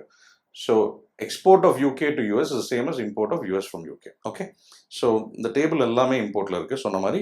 So US UK 30 over here, 30% is 3, 10% is 1, divide by 3, 100% வந்து 10, அவ்வளோதான். Minus import of UK from US 20%, 2.5 into 5 பண்ணணும். இது into 5 வந்து 12.5 நமக்கு வருது, ரைட்? ஸோ 10 minus 12.5 வந்து -2.5. இங்கே வந்து டெஃபிசிட் கிடையாது. ஸோ இந்த ரெண்டு கண்ட்ரியில் ஃப்ரான்ஸ்க்கு மட்டும்தான், only France, option 3 as a trade surplus with US. ஓடு த தேர்ட் கேஸ். இந்த கேஸ் வந்து நான் எக்ஸாமில் பண்ணல, பட் ஆக்சுவலி பார்த்தா இது வந்து ஒரு ரொம்ப simple case. Clarity of thought இருந்துச்சுன்னா, ரைட்? ஸோ நிறைய பேர் இந்த கேஸில் ஆக்சுவலி ஸ்டக் ஆனாங்க எக்ஸாமில். அது காரணம் வந்து அந்த கிளாரிட்டி இல்லை, ரைட்? ஸோ இந்த அண்டர்ஸ்டாண்டிங் வந்து இந்த இஎன்ஜின்னு எழுதுகிற அந்த understanding is very very important, right? Entities, numbers in global conditions, அது இருந்தால் தான் இந்த மாதிரி கேஸ்லாம் சால்வ் பண்ண முடியும், right? So let's look in to it. A train travels from station A to E, passing through stations B, C and D, right? Okay. The train has a seating capacity of 200. So எடுத்து எழுதிப்போம். So ஏலேருந்து என்ன, B போகுது, C போகுது, D போகுது, அப்புறம் E. Passing through BCD it is going to E. Fine. Total seats வந்து total seats equals 200 கொடுத்தாச்சு. Just நம்பர்ஸோ என்டிட்டிஸோ எழுதிக்கிறோம். A ticket may be booked from any station to any other station ahead on that route but not to any earlier station. அப்படின்னா இதுதான் journey, இப்படி தான் போகுது. நான் ஏலேருந்து ஈக்கு ticket போடலாம், ஆனால் ரிவர்ஸ் போட முடியாது, இ டு ஏ போட முடியாது, ரைட்? ஆன்வர்ட் தான் நெட் டிக்கெட் போட முடியும். அவ்வளோதான் போட்டிருக்காங்க. சிம்பிள், அண்டர்ஸ்டாண்டபிள், பெருசாக எழுதணும் இல்லை, நம்ம இது கொஞ்சம் சிந்திச்சிட்டாலே போதும், ரைட்? ஸோ இந்த இது ஞாபகம் வச்சுக்கோங்க, right? Ticket can be booked only onward. A ticket from one station to another reserves one seat on every intermediate segment of that route. Another, for example, a ticket from B to E reserves a seat in the intermediate segments B, C, C, D, D. அப்போ நான் B to E போனால், right, யோசிச்சு பாருங்கள், பிலேருந்து இ போனால் பிசிலையும் போகிறேன், சிடிலையும் travel பண்ணுறேன், டிஇலையும் ட்ராவல் பண்ணுறேன், கரெக்ட் தான், கரெக்ட்? இது வந்து எஸ், இட்ஸ் அண்டர்ஸ்டுட். பெருசாக எழுதணுமா இல்லை, it's understood. The occupancy factor for a segment is the total number of seats reserved in the segment, okay, as a percentage of the seating capacity. Seating capacity என்னது, 200. Percentage of divided by 200 of the total. இந்த occupancy factor, right, செக்மெண்ட்டில் travel பண்ணுற seats divided by total of 200 into 100% வந்து என்னது, occupancy factor. Occupancy factor அப்படின்னு ஒரு concept, அதை எழுதிப்போம். Total number of seats reserve for any segment cannot exceed 200. Maximum 200 தான், 200க்கு மேலே போக முடியாது செக்மெண்ட்டில், ஒரு செக்மெண்ட்டில் seats, okay. 6 clues over here, right? 6 clues over here. என்ன கொடுத்துருக்காங்க, segment CD had an occupancy factor of 95%. Segment BC had the highest இது. பட் அடுத்த க்ளூ என்ன கொடுத்துருக்கு, exactly 40 tickets were booked from B to C. So from to, right, ஏலேருந்து B, ஏலேருந்து C. So அது எல்லாத்துக்குமே நம்ம இண்டிவிஜுவலாக ஒரு இதுக்கும் நம்பர் ஆஃப் டிக்கெட்ஸ் கண்டுபிடிச்சாகணும், right? Something like that. So from this to that place அப்படின்னா இந்த மாதிரி டேபிள் ஒரு கண்டிப்பாக தேவைப்படுது. ஸோ கிளியராக எழுதிக்கங்க, from to, right? So to clear எழுதிடுவோம், to, yeah. So from ஏலேருந்து ஏ போக முடியுமா, முடியாது. ஏ டு பி போகலாம், ஏ டு சி போகலாம், A to D, A to E. பிலேருந்து பேக்வேர்ட் போக முடியாது, ஸோ இது ரெண்டு blank. பிலேருந்து சி போகலாம், ரைட்? எஸ். அண்ட் சிலேருந்து அகெயின் இது 3 blank. சிலேருந்து டிக்கு போகலாம் இல்லை இக்கு போகலாம். டிலேருந்து லைக்வைஸ் 1 2 3 4 பிளாங்க்ஸ். இ வந்து எல்லாமே blank. ஜென்ரலாக டோட்டல்னு போட்டுருவேன், டோட்டல் ஃபாலோ பண்ணுங்கள், ரைட்? எழுதிக்கங்க ஆல்வேஸ். தேவைப்படுதா இல்லையான்னு அப்புறம் பார்ப்போம், ரைட்? இப்போ கடைசி செல் தேவைப்பட்டுச்சா ஈலேருந்து எங்கேயுமே போக முடியாது. அது ஏன் எழுதுனேன் தேவையே இல்லை. பட் ஒரு டேபிள்னு ஃபார்ம் பண்ணுறோம், எழுதிருங்க. எக்ஸ்ட்ரா எழுதுறதுல தப்பு இல்லை, கம்மியாக எழுதினா தான் பிரச்சனை, ரைட்? இப்போ இந்த 6 க்ளூ வந்து நம்ம இதுக்குள்ளே ஃபில் பண்ணணும். பட் எனக்கு இன்னும் புரியலன்னா, இந்த ஆக்கியூபன்சி ஃபேக்டர்னா என்ன கான்செப்ட்? இது C to D வந்து 95%, ரைட்? ஸோ என்னென்ன செக்மெண்ட் இருக்குது? ஏபின்னு ஒரு செக்மெண்ட் இருக்குது, ரைட்? ஏபின்னு ஒரு செக்மெண்ட் இருக்குது, அப்புறம் பிசின்னு ஒன்று இருக்குது, சிடின்னு ஒன்று இருக்குது, அண்ட் டிஇன்னு கடைசியாக ஃபைனலாக ஒன்று இருக்குது. கரெக்டாக? அவ்வளோதான். AB, BC, CD, DE. நம்ம இந்த சிடி செக்மெண்ட்டுக்கு 95%ன்றாங்க. 95% தான் இந்த occupancy factor. 95% of what? 95% of 200. So 95 CD வந்து 95/100 இன்ட்டு 200. இதை சிம்பிளிஃபை பண்ணிங்கன்னா உங்களுக்கு 190ன்னு வருது, ரைட்? ஸோ சிடி செக்மெண்ட்ன்றது 95% ஆஃப் 200, which is 190. ஸோ இப்போ இந்த 190ன்றது என்னது? இன்னும் புரிய மாட்டேங்குது எனக்கு. சிடி செக்மெண்ட் யோசிங்க. நான் இந்த சிடி செக்மெண்ட்டில் ட்ராவல் பண்ணோம் அப்படின்னா நான் எங்கே இதெல்லாம் ஸ்டார்ட் பண்ணியிருக்கலாம்? நான் சிலேருந்து ஸ்டார்ட் பண்ணியிருக்கலாம், இல்லை அதுக்கு முன்னாடி இருக்கிற ஸ்டேஷன்லேருந்து ஆரம்பிச்சிருக்கலாம். ஏலையும் ஆரம்பிச்சிருக்கலாம், பிலையும் ஆரம்பிச்சிருக்கலாம். அண்ட் சிடியில் ட்ராவல் பண்ண நான் டிக்கு போகலாம், இல்லாட்டி அதுக்கு அப்புறம் வர இ ஸ்டேஷன் போகலாம். அவ்வளோதான். இந்த பார்ட் வந்து கிளாரிட்டி இருந்துச்சு, இந்த கண்டிஷனோட கிளாரிட்டி இருந்துச்சுன்னா இந்த கேஸ் வந்து ரொம்ப ஈஸியாகிடும். யோசிங்க திருப்பி. இந்த சிடி செக்மெண்ட் நான் ட்ராவல் பண்ணோம், இந்த சி டு டி செக்மெண்ட் நான் ட்ராவல் பண்ணுறேன்னா நான் சிலேருந்து ஆரம்பிச்சிருக்கணும், இல்லை அதுக்கு முன்னாடிலேருந்து ஆரம்பிச்சிருக்கணும். அண்ட் டி வரைக்கும் நான் ட்ராவல் பண்ணணும், இல்லை டியை தாண்டி போகணும். ஸோ யோசிங்க. ஏடி கரெக்ட். ஏடிக்கு டிக்கெட் போட்டிருக்காங்கன்னா கண்டிப்பாக சிடி ட்ராவல் பண்ணுறாங்க. ஏஇ ட்ராவல் பண்ணாலும் சிடியை க்ராஸ் பண்ணி தான் போயாகணும். பிடினாலும் சிடி க்ராஸ் பண்ணணும், பிஇனாலும் சிடியை க்ராஸ் பண்ணணும். அவ்வளோதான், ரைட்? ஸோ இந்த பர்டிகுலர் இது இப்போ ஏபிசி டு டிஇனா என்னது? From ABC to DE, from ABC to DE. அப்புறம்னா இந்த 6 செல் வந்து ஏபிசிலேருந்து ஆரம்பித்து டிஇ போகிறது எல்லாருமே captured. A to D, A to E, B to D, B to E. இந்த மாதிரி விஷுவலைஸ் பண்ணால் இந்த 6 செல்லை ஆட் பண்ணால் நமக்கு 190 வருது. So always take some time to understand and observe. டேரெக்டாக ஜம்ப் பண்ணி ஓகே ஆன்சர் பண்ணணும்னு அவசியம் கிடையாது. இந்த அப்சர்வேஷன் கிளியர் ஆயிடுச்சுன்னா சால்விங் ப்ராசஸ் வந்து சூப்பர் ஈஸி. ஏன்? ஸோ இப்போ எப்படின்னு பார்ப்போம். Only segment B to C had a higher occupancy factor. 190யோட அதிகமாக பி டு சி மட்டும்தான் இருந்திருக்கு. 192, 193, 200 வரைக்கும் போகலாம், ரைட்? வேறு என்ன கொடுத்துருக்கீங்க? Exactly 40 tickets. பட் வெயிட், இந்த கடைசி க்ளூ வந்து சின்னதாக இருக்குது. This might meet the eye. என்னது? Number of tickets book for any segment. எந்த செக்மெண்ட்டுமே வந்து இஸ் மல்டிபிள் ஆஃப் 10. ஸோ 190யோட அதிகமாக எந்த மல்டிபிள் ஆஃப் 10 இருக்குது? எனக்கு ஒரே ஒரு மல்டிபிள் ஆஃப் 10, 200 மட்டும்தான் இருக்குது. ஏன்னா மொத்த சீட்டுமே 200, அதை தாண்டி இருக்க முடியாது. Nothing can exceed 200, right? So B to C is higher then C to D. It has to be 200. ஏன்னா அது மல்டிபிள் ஆஃப் 10 இருந்தாகணும். So 6th clue, first clue, right? இது ரெண்டையும் நம்ம கேதர் பண்ணி ஃபில் பண்ணிட்டோம். ஃபில் பண்ணும்போதே நம்ம அந்த எலிமினேஷன் இதெல்லாம் ட்ரை பண்ணி ஆகணும். ஏன்? ஸோ செகண்ட் க்ளூ என்னது? Exactly 40 tickets book from B to C. பியிலேருந்து C exactly 40. Super. And 30 from B to E. B to E, 30, done. Next, third one. Among the seats reserved on segment DE. D-லேருந்து E. இந்த இது. Okay. So DE segment சொல்கிறாங்க இப்போ. Okay, கேர்ஃபுல்லாக இருக்கணும். Among the segment DE, இந்த DE செக்மெண்ட்டில் exactly 4/7 were from stations before C. Okay. So நம்ம என்ன பண்ணலாம்னா இதை பார்க் பண்ணிடுவோம், ரைட்? இது கொஞ்சம் காம்ப்ளெக்ஸாக இருக்குது. ஸோ அந்த டிஇ செக்மெண்ட் இதில் 4/7 ஆல் ஆஃப் தட். மீதியை முடிச்சிடுவோம் சிம்பிளாக இருந்துச்சுன்னா. 5thலாம் ரொம்ப simple. No tickets book from A to B. Okay, super. B to டிலையும் 0 and D to E 0, right? Done. Life அவ்வளோ சிம்பிளாக இருக்குது. 4th one. Number of tickets book from A to C was equal to, அதனால ஏன்னு எழுதிக்கிட்டேன், right? So is equal to that book from A to E. ஏலேருந்து E ரெண்டுமே ஒரே இது தான். டாப் ரைட் கார்னரில் ஏ வேரியபிள் எழுதிக்கிறேன். இதில் 10 வந்துச்சுன்னா இதுலேயும் 10 தான் எழுதி ஆகணும், அதுதான் அர்த்தம், ரைட்? இது ரெண்டுமே ஈக்குவல்ன்றது ஒரு சின்ன வேரியபிள் வச்சு நீங்கள் எழுதிங்க. Okay. And it was higher then that from B to E.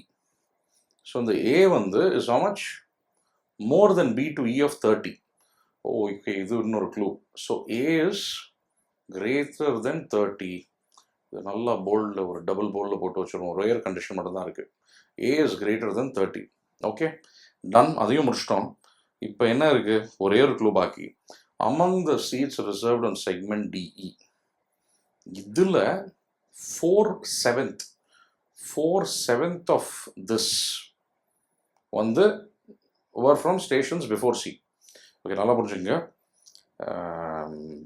இந்த மாதிரி ஒரு இதில் வந்து denominator, right? So we are going to be solving lot of DLR cases. ஒரு some of you வந்து நீங்கள் அதை பார்த்துட்டு இது வரீங்கன்னா உங்களுக்கு தெரியும் அந்த அப்ரோச். டினாமினேட்டர் இருக்கிற 7 வந்து இங்கே நான் 7x எழுதிப்பேன், ரைட்? எதுக்காக நான் அப்படி 7x எழுதுறேன்? 4/7 ஆஃப் த DE வந்து இது 7ல் டிவைட் ஆகணும், ரைட்? இங்கே நான் ஒரு வேளை 100ன்னு போடுறேன்னு வச்சுங்க, 4/7 ஆஃப் திஸ் டெசிமலில் வருது. How can I say decimal tickets? கிடையாது. ஸோ இந்த நம்பர் D யோசிச்சு பாருங்க, 4/7 of DE segment, 4/7 into this வந்து இஸ் ஸ்டார்டிங் பிஃபோர் C. அப்புறம்னா இந்த ரெண்டு பேர், ரைட்? Okay, once again among the seats reserved on DE segment. DE segmentல யார் இருக்கா? எங்கேருந்து ஆரம்பிச்சிருக்காங்க? A or B or C or D ஆரம்பிச்சு Eல முடிகிறாங்க, ரைட்? ஒன்ஸ் அகேன் கிளியராக எழுதிடுவோம். A to B C D E, yeah? And இது என்னது? C/D/E அண்ட் இங்கே வந்து A/B. A or Bயில் ஆரம்பிச்சு CDEயில் முடிஞ்சா BC segment is getting included. அவ்வளோதான். Okay, once again back to this. So இந்த DE செக்மெண்ட்டில் 4/7 ஆஃப் திஸ் எவ்வளோ? இது 7xனா 4/7 of this is 4x. So 4x is going to be this அப்படின்றேன். ஏன் அப்படி சொல்கிறேன்? திருப்பி பாருங்க. What is happening over here? 4/7 of this is were from stations before C. Before Cயில் ஆரம்பிக்கிறாங்க, ரைட்? இந்த DE செக்மெண்ட்டில் இருக்கிறவங்க சிக்கு முன்னாடியிலேருந்து ஆரம்பிச்சிருக்காங்க. சிக்கு முன்னாடி என்ன ஸ்டேஷன்ஸ் இருக்குது? A and B மட்டும்தான். ஏலேருந்து E போகுது, இல்லை பிலேருந்து E போகிறோம், அவங்க மட்டும்தான் இந்த 4/7 of this. A 4/7 of this. நான் சிம்பிள். இப்போ 7 மல்டிபிள் என்ன இருக்குது? 10 மல்டிபிளாகவும் இருந்தாகணும், ரைட்? எல்லா செக்மெண்ட்டிலுமே 10 மல்டிபிள்னு கிளியராக போட்டிருக்கு. அண்ட் இந்த இது 7 மல்டிபிளாகவும் இருக்கணும். 7 and 10 மல்டிபிள்னா இருக்குது, 70 இருக்குது, 140 இருக்குது, 200 கம்மியாக, அவ்வளோதான். ஸோ இது 70 இருக்கணும், இல்லை 140 இருக்கணும், வேறு எதுவுமே வாய்ப்பே இல்லை. இப்போ 4xோட வேல்யூ என்ன இருக்கும்? 4xோட வேல்யூ 7x வந்து 70னா 1x வந்து 10, 4x வந்து 40. Likewise 7x is 140. நான் எழுத மாட்டேன் கிளியராக. 7x is 140னா x is 20. 20 into 4 80. என்ன சொல்ல வரேன்? இந்த 4xோட வேல்யூ வந்து 40 or 80. இந்த 4x இது ரெண்டையும் கூட்டினா நமக்கு 40 வருதுன்னா இது 10ஆக இருக்கலாம், அப்போ தான் இது 40 வரும் டோட்டல். இல்லாட்டி 80ஆக இருந்துச்சுன்னா என்ன அர்த்தம்? இதுவும் இதுவும் சேர்த்தா 80, அப்போ இது 50ஆக இருக்கணும். பட் நமக்கு இன்னொரு கண்டிஷன் இங்கே இருக்குது. என்னது? A should be greater than 30. If A has to be greater than 30, 10ஆக இருக்க வாய்ப்பே இல்லை, right? 10 is not greater than 30. So this is eliminated. 50 மட்டும்தான் இங்கே வரும், வேறு வாய்ப்பே இல்லை. ஸோ இப்போ நான் இவ்வளோ எழுதுனது வந்து நீங்கள் அப்சர்வேஷன்லேயே இதை முடிச்சிருக்கலாம், right?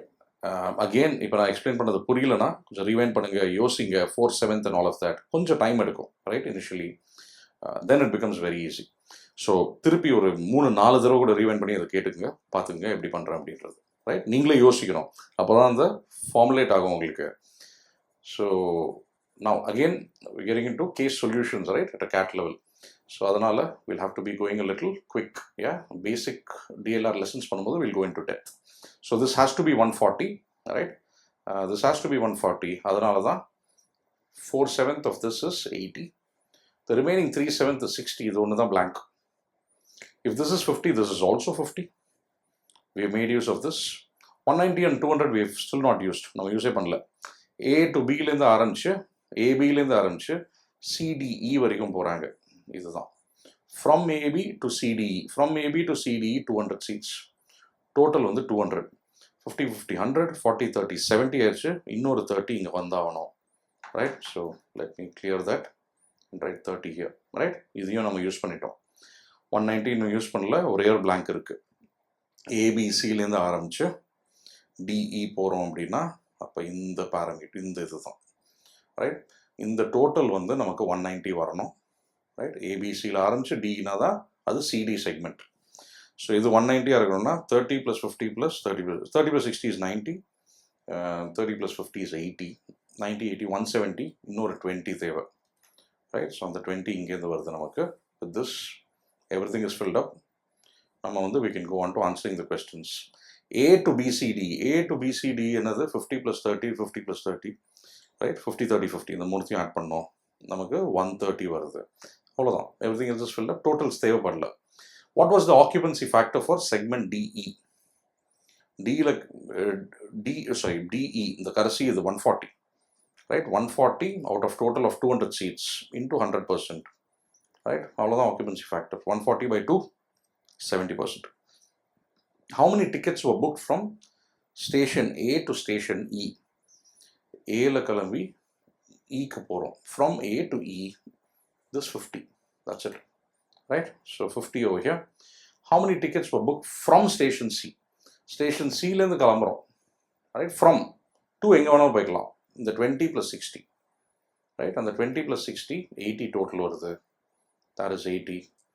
Next, what is the difference between the number of tickets booked to station C and the number of tickets booked to station D?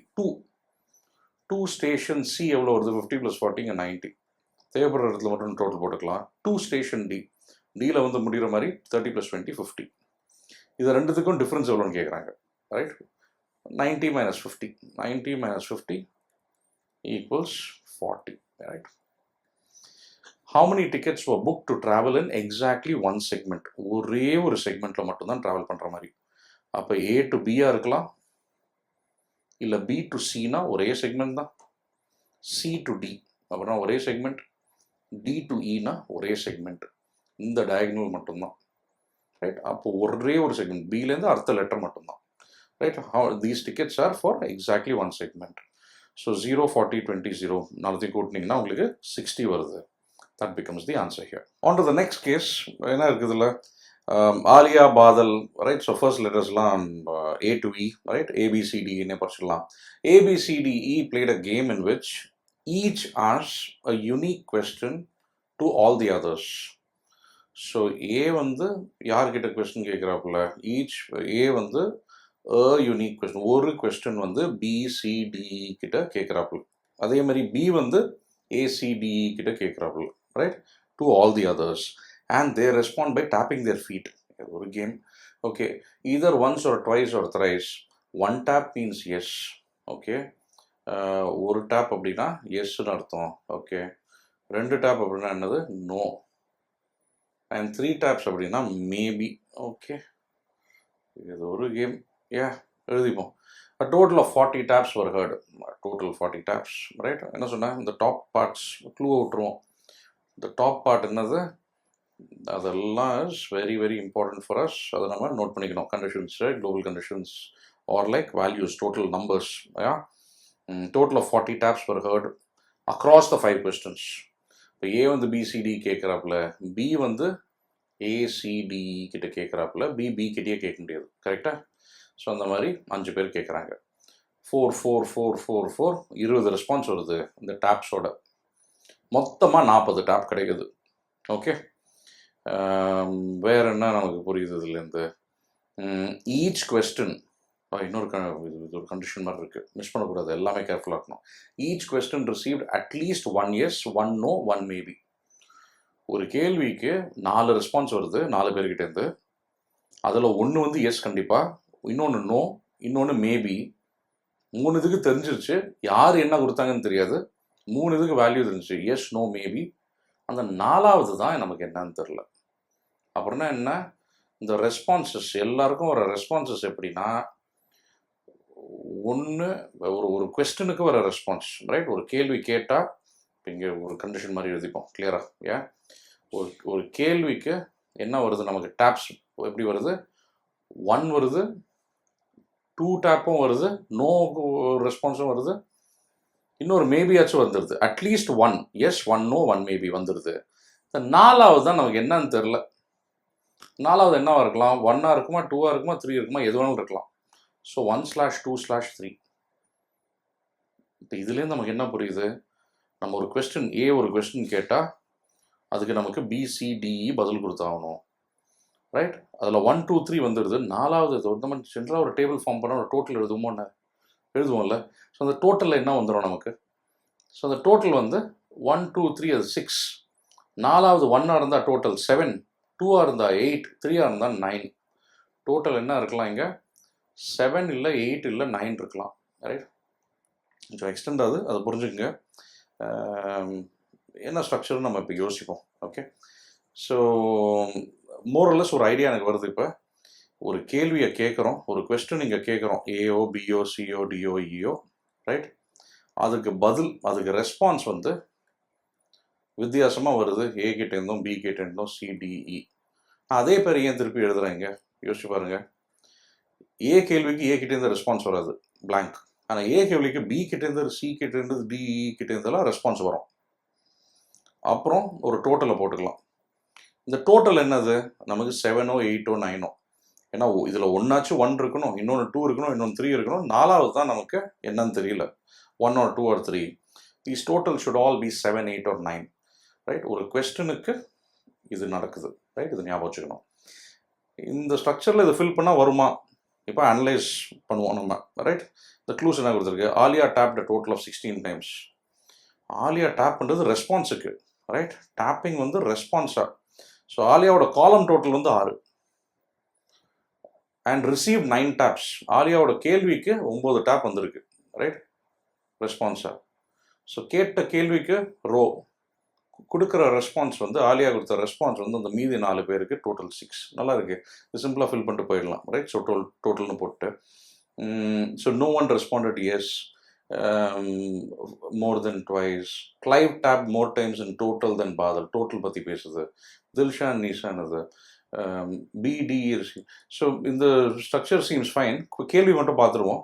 How many taps did Clive receive for his question? கிளைவோட கொஸ்டினுக்கு total எவ்வளோ வந்துச்சு? Yes, answer பண்ணலாம். Which 2 people tapped equal number of times in total? Total சம்மந்தப்பட்டது, taping.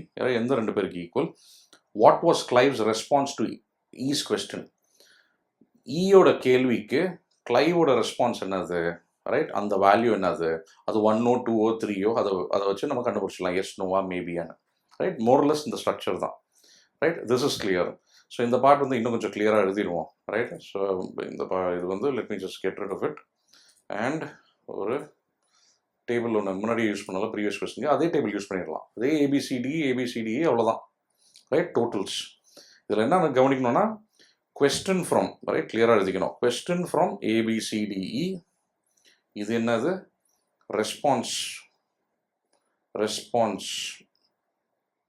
Of ABCDE to the question from இந்த person. Response எப்படி வருது? டேப்ஸாக வருது response, right? Okay, taps of this person. A to A ஒன்றும் கிடையாது, right? அதெல்லாம் பிளாங்காக போட்டுக்கலாம். கிராண்ட் டோட்டல் இங்கே கொடுத்துருக்கு நமக்கு 40 டேப்ஸ், எடுத்து எழுதிக்கங்க, அவ்வளோதான். வேறு என்னது? அவ்வளோதான், ரைட்? ஸோ இந்த ரோ டோட்டல் மட்டும் எனக்கு தெரியும், 7 இல்லை 8 இல்லை 9 தான் இருந்தாகணும், right? Clear on that. And Aaliya tapped a total of 6 times.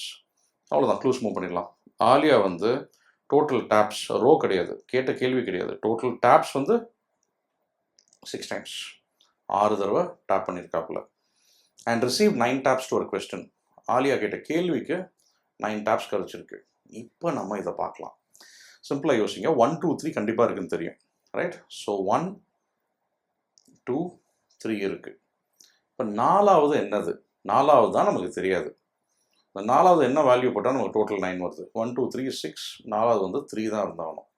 யோசிச்சு பாருங்கள், 7 8 or 9 ஹையஸ்ட் டோட்டல் வந்து இந்த நாலாவது இதுவும் 3ஆக இருந்துச்சுன்னா, இப்போ எனக்கு 1 2 3 3 இங்கே வந்தாகணும். இப்போ எந்த ஆர்டரில் எனக்கு தெரியாது, அதை நம்ம க்ளூஸ் வச்சு தான் யூஸ் பண்ணி ஆகணும், ரைட்? இதே ஆர்டர்லாம் எங்கேயும் கொடுக்கல, ரைட்? ஸோ 1 இங்கே இருக்கலாம், 2 இங்கே இருக்கலாம், 3 இருக்கலாம், 3 இருக்கலாம், இல்லை 1 2 3 3 இருக்கலாம், என்ன வேணாலும் இருக்கலாம், அது நமக்கு தெரியாது, அதுதான் நம்ம கண்டுபிடிச்சாகணும். Okay, she responded yes to the questions asked by both Clive and Dilshan. யார்? She responded. ஆலியாவோட ரெஸ்பான்ஸ் வந்து என்னது? எஸ்னா என்ன? 1 டேப் தான்.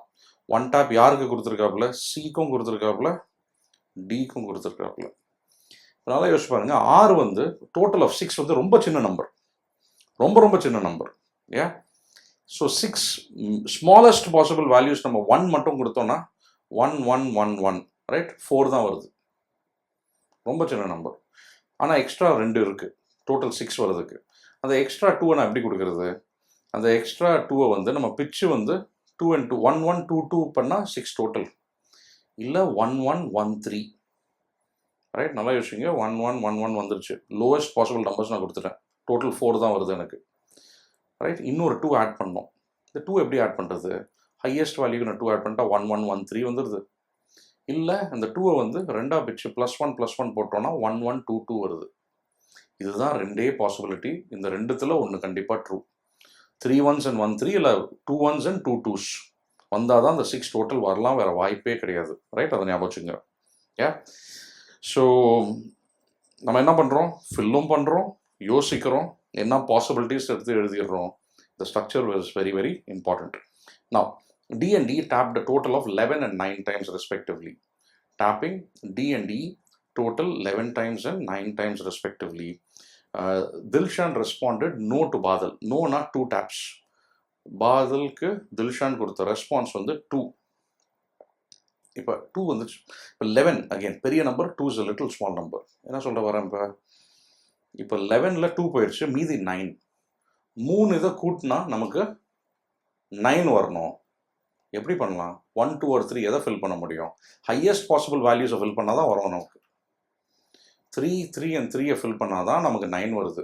இதில் 1 கூட நம்ம 2ன்னு எழுதிட்டோம்னா 11 வர வாய்ப்பே இல்லை, அதோட கம்மியாயிடும், right. So 11 is a big number, 6 small நம்பர்னு பார்த்தோம். அதே மாதிரி 11 வந்து வெரி வெரி ஹை நம்பர். ஏன்? ஹையஸ்ட் வேல்யூஸ் 3 கொடுத்தா 12 வருது, 11 அதுக்கு ஜஸ்ட் 1 கம்மி. அண்ட் ஒரு வேல்யூ வந்து 2ன்னு எழுதிட்டோம், அப்புறம்னா மீதி 3s தான் இருக்கணும். ஏன்? ஸோ 9 வந்து ரெண்டுத்துக்கும் நடுவில், ரைட். அது ஒன்றும் பண்ண முடியாது இப்போதைக்கு, நம்ம அது அப்புறமேல பார்ப்போம். ஏன்? So next, B, D and E received equal number of taps to their respective questions. B, D, E அவங்களோட கேள்விகளுக்கு சேம் நம்பர் ஆஃப் டேப்ஸ் கிடச்சிருக்கு. B, D and E, correct. இப்போ டோட்டல்னா 7ல் 8ல் 9 தான் இருக்க முடியும். இப்போ இந்த 3 நான் 7 போட்டேன்னா என்ன வருது? 21 + 9 30. இது மிஸ்ஸிங் வந்து 10. 10 இருக்க வாய்ப்பே இல்லை, 7 8 9 தான் இருந்தாகணும், ரைட். ஸோ 7 இருக்க வாய்ப்பே இல்லை, ஏ வேல்யூ. 9 ஹையர் வேல்யூ 9 எடுத்துப்போம். அது நான் ஏன் பண்ணுறேன்னா elimination easy. 36 total, missing value 4, 4ம் இருக்க முடியாது, ரைட். ஸோ அந்த ஏ வேல்யூ வந்து 7ம் இருக்க முடியாது, 9ம் இருக்க முடியாது, 8 தான் இருந்தாகணும், இந்த இன்பிட்வீன் வேல்யூ. இப்போ என்ன வருது? 8 + 8 + 8 24 + 9 33. Missing value 7. டன். 7 டோட்டல் எப்படி வரும் நமக்கு? 1 2 3 and 1 1 1 2 3 எழுதிக்கங்க. 8 டோட்டல் எப்படி வரும் நமக்கு? 8 டோட்டல் வேணும்னா இந்த middle value should be 2. 1 2 2 3, right. That's the only way, right. Same 1 2 2 3 1 2 2 and 3. இதில் 1 and 1 வந்துருச்சு. ஐ மீன், ஸோ இந்த ரோ டோட்டல் பாருங்கள், ரோவில் வந்து 3 வந்துருச்சு. ஸோ 3 நம்ம ஸ்ட்ரைக் பண்ணிடலாம். அதே மாதிரி 2 வந்துருச்சு, ஸோ ஒரு 2 ஸ்ட்ரைக் பண்ணிடுங்க. And 1 and 3 are done. ஒரு 1 அடிச்சிடுறோம், ஒரு 3 அடிச்சிடுறோம். 1 and 2 ஆர் லெஃப்ட். இங்கே வந்து 1 is over, okay. And 3 is over, 3 is also done, okay. So tick போட்டுடலாம். No one responded as more than twice. அப்படின்னா 2 தடவை ரெஸ்பான்ஸில் வந்து 2 தடவை எஸ் வரலாம். எஸ்னா என்ன? 1 வேல்யூ. 2 தடவை எஸ், 2 1 வரலாம் ரெஸ்பான்சஸில். மோர் தென் 2 ட்வைஸ், மோர் தென் 2 டைம்ஸ், 3 டைம்ஸ் நடக்க முடியாது. இந்த 1 1 1 3 இருக்க வாய்ப்பே இல்லை. 3 டைம்ஸ் எஸ் வர வாய்ப்பே இல்லை. So that's ruled out. இது 1 1 2 2 தான் இருந்தாகணும், ரைட். இதுவே ஒரு பவர்ஃபுல் பாயிண்ட். ஸோ 1 1 2 2 தான் இருக்குது அப்படின்னா மீதி 2 2s தான், அதை ஃபில் பண்ணிடலாம், right. 4th point, tick. No one's answer to Alia's question matched the answer that Alia gave to that person's question. This was also true to Ishan. இது கொஞ்சம் பெருசாக இருக்குது. ஆல்வேஸ் நம்ம எந்த ஆர்டர் வேணாலும் பிக் பண்ணிக்கலாம். 6th முடிச்சிடும், அப்புறம் 5 போவோம். Clive tapped more times in total than Badal. Clive is more than Badal. Clive is more than Badal. இப்படி எழுதிக்கலாம், right. taps in total. Now 11 + 9 + 6 எவ்வளோ வருது நமக்கு? 26 வருது. மீதி 14. 14 is left over. இந்த 14 ஈக்குவலாக பிரித்தா 7 and 7 அது வர வாய்ப்பே இல்லை. இது கொஞ்சம் அதிகமாக இருக்கணும், ரைட். அட்லீஸ்ட் இது 8னா இது 6, இது 9னா இது 5. இது 9னா 5 இருக்க வாய்ப்பே இல்லை. ஏன் 5ல் வந்து ஸ்மாலஸ்ட் வேல்யூஸ் போட்டாலே 1 1 1 2 வருது, 3 1 வரக்கூடாதுன்னு போட்டிருக்கு 0.4ல். ஸோ இது 9 and 5 இருக்க வாய்ப்பே இல்லை. இதுக்கு முன்னாடி போட்ட வேல்யூஸ் என்னது 8 and 6 இதுதான் இருந்தாகணும். அண்ட் இந்த 6ஓட வேல்யூஸ் என்னது 1 1 2 2, ரைட்? அதுதான் இருந்தாகணும். That's it. இதெல்லாம் நம்ம ஃபில் பண்ணிட்டோம், ரைட்? ஒன்ஸ் அகெயின் இதெல்லாம் முடிச்சிட்டோமோ இங்கே ஸ்ட்ரைக் பண்ண பார்த்துருவோம், ரைட்? 2 இதில் 1 இஸ் டன், 1 and 3 பண்ணியாச்சு. இதில் 2 and 2, ரைட்? 2 2மே முடிஞ்சிருச்சு, 2 2மே முடிஞ்சிருச்சு and 3 கரெக்டாக இருக்குது. இப்போ so 6th point is done, இதுவும் எழுதிட்டோம் நம்ம. இப்போ 5th பாயிண்ட் மட்டும்தான் இருக்குது. Simple point. No one's answer to Alia's question matched the answer that Alia gave to that person's question. So no one's answer to Alia's, B's answer to Alia did not match Alia's answer to B. இது ரெண்டும் வேற வேறன்ற. ஆலியாவோட இன்னொரு person எடுத்துக்கிட்டோன்னா அந்த person என்ன ஆலியா கொடுத்தாங்களோ is very different from Aaliya's response to B. இது ரெண்டும் சேம் வேல்யூ இருக்க வாய்ப்பே இல்லைன்றாங்க. இங்கே 2 இருக்குன்னா இங்கே 2 இருக்கக்கூடாது. இங்கே 2 இருக்கக்கூடாதுன்னா என்ன போட முடியும்? இந்த இதுக்கு என்ன கண்டிஷன் இருக்குது? இந்த காலமை பார்த்தா 1 1 2 2 தான் வரலாம், ரோவை பார்த்தா 1 2 3 வரலாம். பட் ஆக்சுவலாக இதில் டைட்டர் இது வந்து காலம் இந்த கண்டிஷன் பாருங்கள். இந்த காலம் படி பார்த்தா இல்லை 1s and 2s தான் வரலாம். இப்போ 2 வரக்கூடாது திருப்பி. ஏன்? ஆலியா வந்து பிக்கு ரெஸ்பான்ஸ் வந்து 2ன்னு கொடுத்துருக்காப்புல. அப்போ இது 2 இருக்க முடியாது, இது 1 தான் இருந்தாகணும். ரெண்டுமே டிஃப்ரெண்ட்டாக இருக்கணும், ரைட்? பவர்ஃபுல் இது க்ளூ ஆக்சுவலாக. இது Aaliya's response to C should be different from C's response to Aaliya. இங்கே 1 இருக்குன்னா இங்கே 1 இருக்கக்கூடாது. இந்த 1 போயிடுச்சு, 2 or 3 வரலாம், ரைட்? 2 or 3 வரலாம். இதை வச்சு நம்ம ஒன்றும் பண்ண முடியாது. இந்த 1 நம்ம முடிச்சிட்டோம், ரைட்? டிக் போட்டுறேன். Okay, next one Aaliya's response to D, அது போட்டுட்டோம், ரைட்? ஏற்கனவே last one Aaliya's response to E 2 அப்படின்னா ஈஸ் ரெஸ்பான்ஸ் டு ஆலியா, அங்கேயும் 2 வரக்கூடாது. அப்போ 3 மட்டும்தான் அவைலபிள், ரைட்? இந்த ரோ கண்டிஷனை பாருங்கள், 3 மட்டும்தான் அவைலபிள். ஸோ தேர்ஃபோர் இது 3 வந்துடும், இதோட டிஃப்ரெண்ட்டாக இருக்கணும். 3 is done, missing value is 2. ஒரு சர்ச். இப்போ மீதி இதுக்கு நம்ம ஃபில் பண்ணி ஆகணும், ரைட்? Still continuous. வேறு என்ன கொடுத்துருக்கு நமக்கு? இப்போ this is also true for ஈசான். ஈக்கும் அதே தான். என்ன பண்ணலாம் இதை வச்சுட்டு? டியோட response to E is different from E's response to D. இது ரெண்டும் வேறு வேறு. இங்கே 3 வந்துருச்சுன்னா இங்கே 3 வரக்கூடாது. இங்கே 3 வரக்கூடாதுன்னா என்ன வர முடியும்? 2 மட்டும்தான் வரலாம். 1 போயிடுச்சு, right? So 2 is also finished. ஏன் இது எல்லாமே நம்ம முடிச்சிட்டோம். குட். இதை வச்சு ப்ரோக்ரஸ் பண்ணலாம். இ டு சி என்னது இஸ் டிஃப்ரெண்ட் ஃப்ரம் இந்த இது ரெண்டும் வேறு வேறு. ஏன் இது ரெண்டும் வேறு வேறு. இப்போ நம்ம என்ன ஃபில் பண்ண முடியும் இங்கே? Nothing really, right? ஸோ நம்ம எதுவுமே இப்போ ஃபில் பண்ண முடியாது, right? 1 or 2 multiple values possible. அதே மாதிரி இது ரெண்டும் டிஃப்ரெண்ட்டாக இருக்கணுன்றாங்க. B to E is different from E to B, right? 1 or 3 வரலாம். 1 வந்தால் இங்கே 2 வரணும். 3 வந்தால் இங்கே 1 or 2 எது வேணாலும் வந்துக்கலாம். Multiple ways it can be done. இதை வச்சுட்டு நம்மளால் மூவ் பண்ண முடியல. நம்ம இப்போ எப்படி ப்ரொசீட் பண்ணுறது, ரைட்? இந்த மாதிரி இதில் ஸ்டக்காகி நின்னோன்னா நம்ம ஐட்டரேஷன்ற ஒரு கான்செப்ட் யூஸ் பண்ணி ஆகணும். Iteration, we have to try out some values, trial and error. Iterate பண்ணி பார்ப்போம், ட்ரை பண்ணுவோம். எங்கே வந்து 2 ஆப்ஷன் தான் இருக்குது. இங்கே 2, 1 or 2 தான் இருக்கலாம். இது 1 இருக்கலாம், இல்லாட்டி 2 இருக்கணும், அவ்வளோதான், ரைட்? அண்ட் இங்கே 2 இல்லை 1 இருக்கணும். இங்கே என்ன இருக்கலாம்? ஆக்சுவலாக இந்த இது நம்ம நோட்டீஸ் பண்ணோம். இதுவும் ஒரு இன்ட்ரெஸ்டிங் செல். இதில் என்ன இருக்குது? 2 or 3 வரலாந்து, இங்கே 1 or 2 வரலாந்து. அவைலபிள் 1 or 2, இங்கே அவைலபிள் 2 or 3. அதை வச்சு நான் இங்கே என்ன ஃபில் பண்ண முடியும்? என்னால் 2 மட்டும்தான் போட முடியும். 2 மட்டும்தான் சாட்டிஸ்ஃபைங் திஸ் அண்ட் திஸ். நான் 3 போட்டால் இங்கே நாட் அலவுட் இருந்து, இங்கே 1 போட்டால் இங்கே நாட் அலவுட் இருந்து, ரைட்? வேறு வழியே இல்லை. அண்ட் இந்த ரிமைனிங் 3 நம்ம இங்கே ஃபில் பண்ணிக்கலாம். Okay, good. இதுவும் ஃபில் ஆயிடுச்சு நமக்கு, ரைட்? இப்போ 1 or 2னா இது 2 or 1. இப்போ இது என்னது ரிமைனிங்? இது 2 or 1, ரைட்? 1 1 2 2 or 1 2 2 1, அதுதான், ரைட்? ஸோ இது 2 or 1 அப்படின்னா இங்கே என்ன வருது நமக்கு? 1 or 2. ஏன்? இது 2னா இது 1, இது 1னா இது 2. அது அப்படி நம்ம எழுதி ஆகணும். ஏன்? ஸோ ஜஸ்ட் மீதியும் ஃபில் பண்ணிட பாருங்க, அதோட முடிஞ்சிருது. ஏன்? மல்டிபிள் கேசஸ் ஆர் பாசிபிள்னா possible. 3 + 2 + 2 is 7. 7 plus 2 is 9. 3 plus 1 plus 2 is 6. Missing value is 3. இங்கே 2 வரலாமா? முடியாது. Only 1 or 3 is left. யோசிச்சு பாருங்க, 1 2 2 3ன்னு எழுதியிருந்தோம், 2 2 தான் வரலாம், மூணாவது 2 வர முடியாது. அவ்வளோதான். This is incorrect. This is incorrect. ஏன் இந்த ஃபர்ஸ்ட் ஆப்ஷன் நம்ம எல்லாத்துலேயும் மறந்துடலாம், ரூல் அவுட் பண்ணிடலாம். ரைட், ரூல் அவுட் பண்ணிட்டு நம்ம கிளியராக வேணால் எழுதிடலாம். இது 2 வேல்யூ, இது 1 இங்கே. ஏன் ஒரு சர்க்கிள் போட்டுக்குங்க எக்ஸாம்பிள் பண்ணும்போது, ஸோ தட் ஒரு சிலி மிஸ்டேக் பண்ணாமல் இருப்பீங்க. ஏன் இங்கே 1 அண்ட் ஃபைனல் வேல்யூ என்னது 2 2 3 7 வந்துருச்சு, 1 is left over. அவ்வளோதான். Everything is filled up. You can move on to answering the questions. So questions another, how many taps did Clive receive for his question? Receive, question of Clive. Clive ஓட கேள்விக்கு மொத்தம் வந்து 7 taps. 7. Which two people tapped an equal number of times in total? ரெண்டு பேர் வந்து equal number of times in total. Tapping in total. ரெண்டு பேர் equal. 6 and 6. Right? Column total பாருங்க. A and B, Alia and Badal. What was Clive's response to E's question?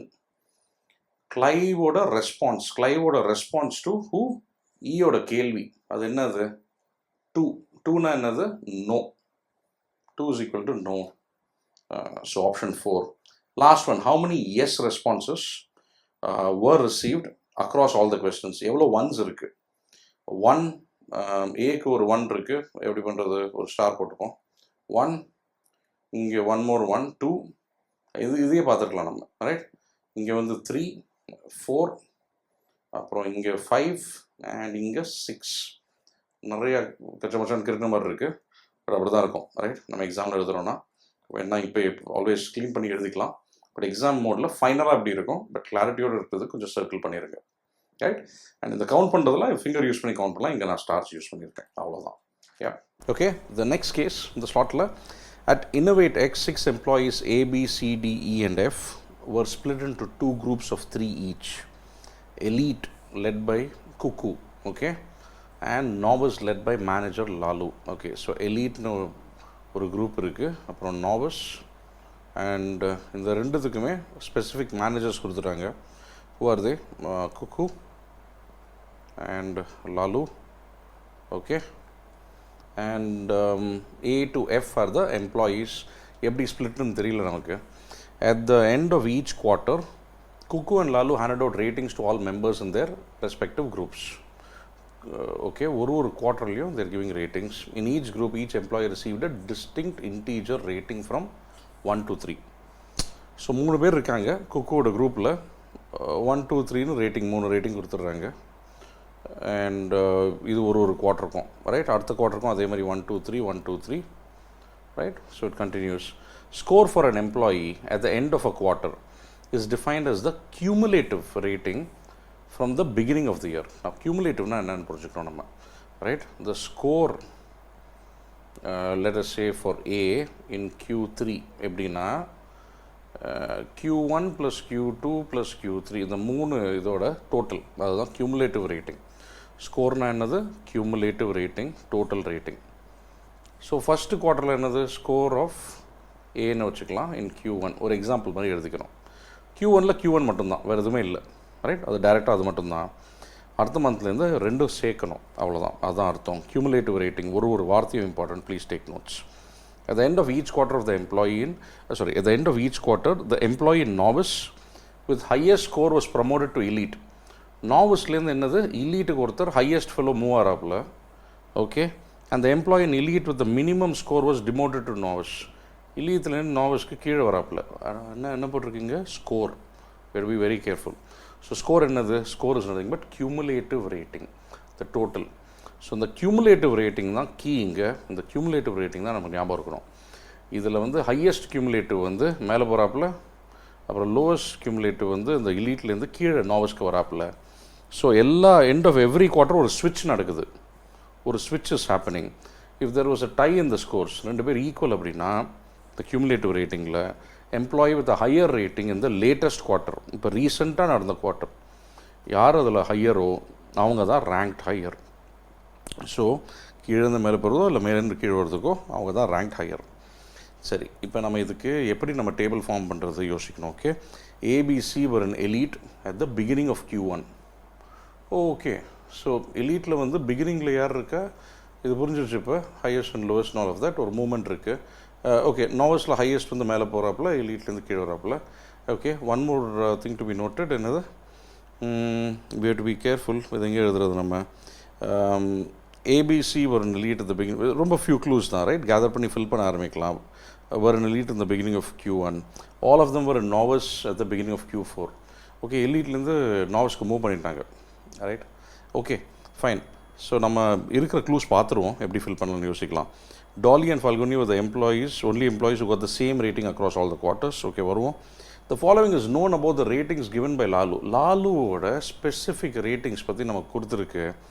பண்டி received rating of 1 in Q2. Lalu வந்து 1 கொடுத்துருக்காப்புல Q2ல், அது பண்டிக்கு தான். Okay, Asha and டாலிக்கு இதுதான் ratings, Lalu கொடுத்த ratings.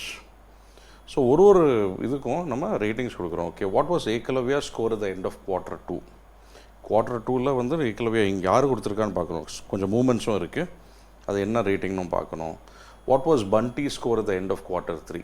Okay, நமக்கு இப்போ என்ன மாதிரி ஒரு ஸ்ட்ரக்சர் ஃபார்ம் பண்ணுறது, நமக்கு என்ன தெரியுது இதில், குக்கு அண்ட் லாலு, ரைட். ஸோ இந்த ரெண்டு டீமில் வந்து 1, 2, 3 ரேட்டிங் கண்டிப்பாக இருக்குது ஒரு குவார்ட்டர்லேயும். ஸோ அதனால் அந்த டேபிளை ஃபார்ம் பண்ணிடுவோம்.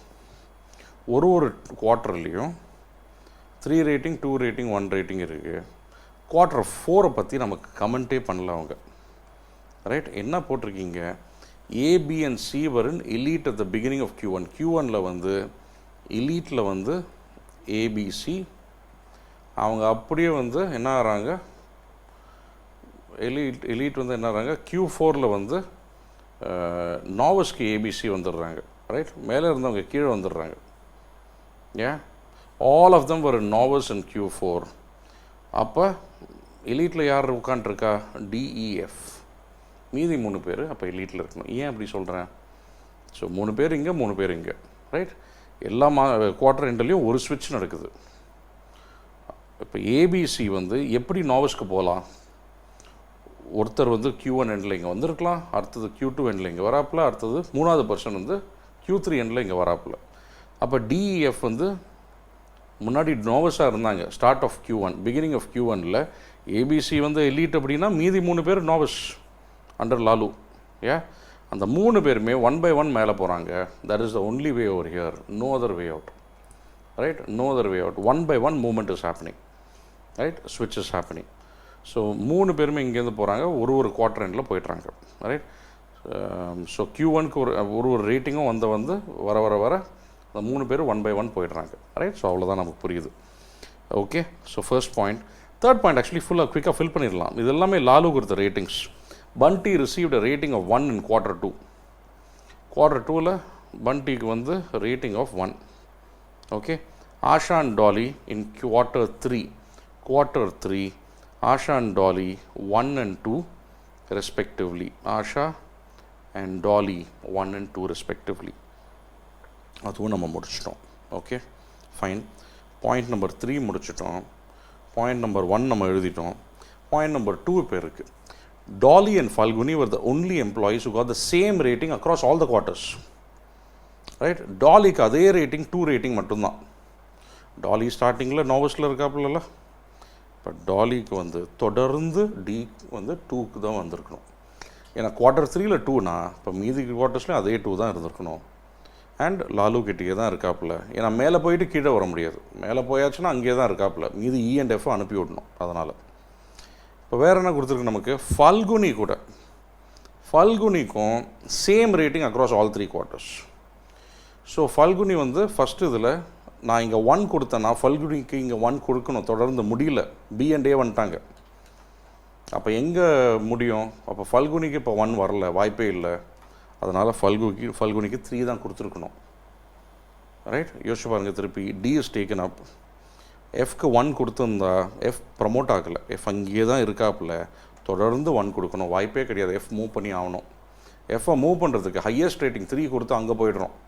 அங்கே போய்ட்டு எஃப்க்கு என்ன ரேட்டிங் கிடைக்குது, எஃப்க்கு தொடர்ந்து 3 ரேட்டிங் கிடைக்குது, right. So Dolly and Falguni had the same rating across all.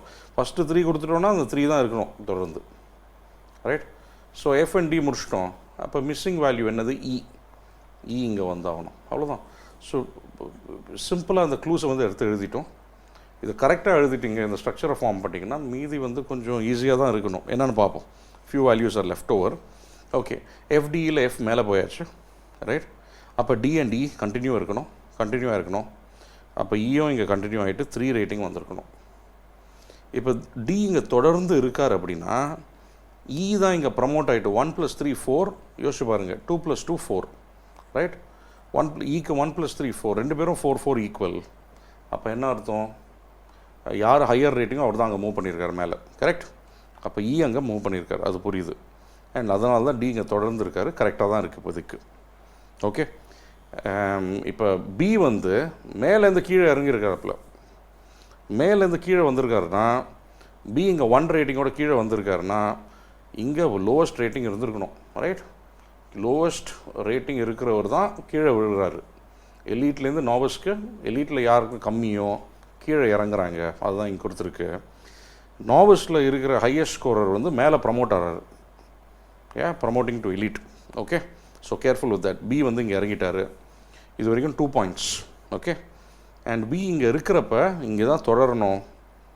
இங்கே 3 பாயிண்ட்ஸ் வந்துடுது. 1 + 1 + 3 5. டிக்கு வந்து 6 பாயிண்ட் வரதுனால ப்ரமோட் ஆகிறாப்பில், கரெக்டாக இருக்குது எல்லாமே. இப்போ ஸோ பிடிஏ வந்துடுது. மிஸ்ஸிங் வேல்யூஸ் என்னது? CE. C and D are missing. இங்கே என்ன மிஸ்ஸிங் ஓவர் ஹியர்? இடிபி வந்துருச்சுன்னா A and C are missing. A and சிக்கு நான் என்ன வேல்யூஸ் கொடுக்க முடியும்? யார் இப்போ இறங்குறா? ஏ தான் விழுறாப்பில். ஏ இங்கே இருக்காருன்னு வச்சுப்போம் ஆர்கியூமெண்ட்டுக்காக. ஏ தான் டிமோட் ஆகிறாப்பில், அது தெரியுது. ஏ வந்து 2 ரேட்டிங் கொடுத்துட்டோம் அப்படின்னா சி இங்கே வந்தாகணும், ரைட். ஐட்ரேஷன் இது, நான் சர்க்கிள் போட்டுறேன். ஏக்கு 2 கொடுத்தா சிக்கு 1. இப்போ ஏ அண்ட் சி நான் எங்கே போட்டால் வந்து ஏ டிமோட் ஆகிறாப்பில், சி அப்படியே இருக்கார். எப்படி அது பாசிபிள்?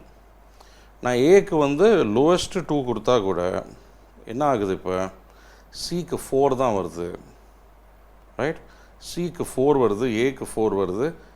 சி தான் லோவர் ரேட்டிங் டிமோட் ஆகணும். அப்படி இல்லாமல் மாற்றி போட்டோம் அப்படின்னா என்ன போட்டிருந்தோம்? இப்போ ஏ வந்து 2 போட்டோம். இப்போ C2 அண்ட் A3 அப்படின்னா சி தான் டிமோட் ஆகிறாரு, முடியாது, நாட் அலவுட். எனக்கு என்னது? இப்போ ஏ வந்து கீழே விழணும். ஏ கீழே விழுறதுக்கு ஏ 1 ரேட்டிங் கொடுத்தே ஆகணும், வர வழியே இல்லை. ஏ இங்கே 1 ரேட்டிங் கொடுத்தா தான் கியூமுலேட்டிவாக சி அண்ட் ஏக்கு கியூமுலேட்டிவாக பார்த்தா ஏக்கு தான் கம்மியாக இருக்குது, ஏ கீழே விழுறாரு. அப்போ சி இருக்கணும் இங்கே. பி விழுந்தாச்சு, ஏ விழுறாப்புல, சி கண்டினியூஸ், அப்புறம் தான் ஃபைனலாக விழுறாரு. அதை பார்ப்போம். இப்போ இங்கே யார் இருக்கா? இப்போ சி இங்கே தொடர்றாரு, இங்கேருந்து மேலே யார் வந்திருக்கா? இ வந்திருக்காப்புல, ஸோ இ மேலே வந்திருக்காரு. ஈக்கு 4 பாயிண்ட்டோட மேலே வர்றாரு. ஓகே, இ 4 பாயிண்ட்டோட மேலே வந்துட்டு ஈக்கு நம்ம 1 ரேட்டிங் கொடுத்துட்டோம். ஒர்ஸ்ட் கேஸ் நான் பார்க்குறேன். ஈக்கு நம்ம 1 ரேட்டிங் கொடுத்து சிக்கு 2 கொடுத்தா என்ன நடக்குதுங்க? ஈக்கு வந்து 1 + 3 + 1 + 3 + 1 5 இருக்குது. சிக்கு மினிமம் 6 வந்துடுது. சி சர்வைவ்ஸ், இ ஃபால்ஸ், வாய்ப்பு இல்லை. சி தான் விழுறாரு, சி தான் கீழே டிமோட் ஆகிறாரு. ஸோ அதனால் சிக்கு 2 கொடுக்க வாய்ப்பே கிடையாது. சிக்கு இங்கே 2வே கொடுக்க முடியாது. சி இங்கே 1 ரேட்டிங் கொடுத்து கீழே விழுந்தாகணும். அதனால் இ இங்கே ப்ரமோட் ஆகிறவர் அட்லீஸ்ட் 2 ரேட்டிங் வாங்கிடுறாரு. 1 + 3 + 2 6 வந்துடுது. 1 + 3 + 2 6 வந்துடுது. இப்போ சிக்கு என்ன ரேட்டிங்கை கொடுக்குறோம்? ரைட், 1 + 3 + 2 6 வந்துடுது. சிக்கு வந்து 6 ஆர் பிலோ இருக்கணும். நான் 3 கொடுத்தாலும் 6 வருது, விழுறாரு. ஏன்னா 6 வந்தால் கூட ஈக்கும் 6 தான். ஆனால் இ ஆஸ் அ ஹையர் ரேட்டிங்னால ரேங்க் இஸ் பெட்டர். சி வந்து லோவர் ரேங்க் இந்த லாஸ்ட் குவார்ட்டரில். ஸோ அதனால் we have to between these 2, அது ஏ ஆர் சி இருக்கலாம், இல்லை சி ஆர் ஏ இருக்கலாம், எப்படி வேணாலும் வரலாம், ரைட். ஸோ அதில் கண்டிஷனே கிடையாது. ஸோ ஏ என்ன வேணாலும் கொடுத்துக்கலாம். இங்கே 1 வந்த உடனே விழுந்துடுறாரு, அது தெரியும் நமக்கு, ரைட். திருப்பி யோசிங்க. இப்போ நான் இங்கே ஏ அண்ட் இங்கே சி கொடுத்தா என்ன ஆகுது? 3 + 1 4, ஏ ஃபால்ஸ். சி வந்து 2 + 2 + 1, சி ஃபால்ஸ், பிரச்சனையே கிடையாது. இது நான் மாற்றி சி அண்ட் ஏ கொடுத்தா சிக்கு என்ன ஆகுது 3 + 2 + 1 6, ஈயும் 6, ரைட்? கியூமுலேட்டிவ் ரேட்டிங்காக ஞாபகம் வச்சுக்கோங்க, அதை நான் ஆட் பண்ணிகிட்டே இருக்கேன். 3 + 2 + 1 6ஓட விழுறாப்பில், ஏன்னா இந்த ரீசன்ட் குவார்ட்டரில் கம்மி. ஏ என்ன ஆகுது 2 + 1 3, false. Correct, everything is correct. அவ்வளோதான், இதோடு நம்ம முடிச்சிடலாம். What was Ekalavya score at the end of Q2? Q2, right? ஏகலவ்யாவோட ஸ்கோர் என்னது? இங்கே ஒரு 3 பாயிண்ட், இங்கே ஒரு 1 பாயிண்ட், ரெண்டுத்தையும் கூட்டினா நமக்கு 4. 4.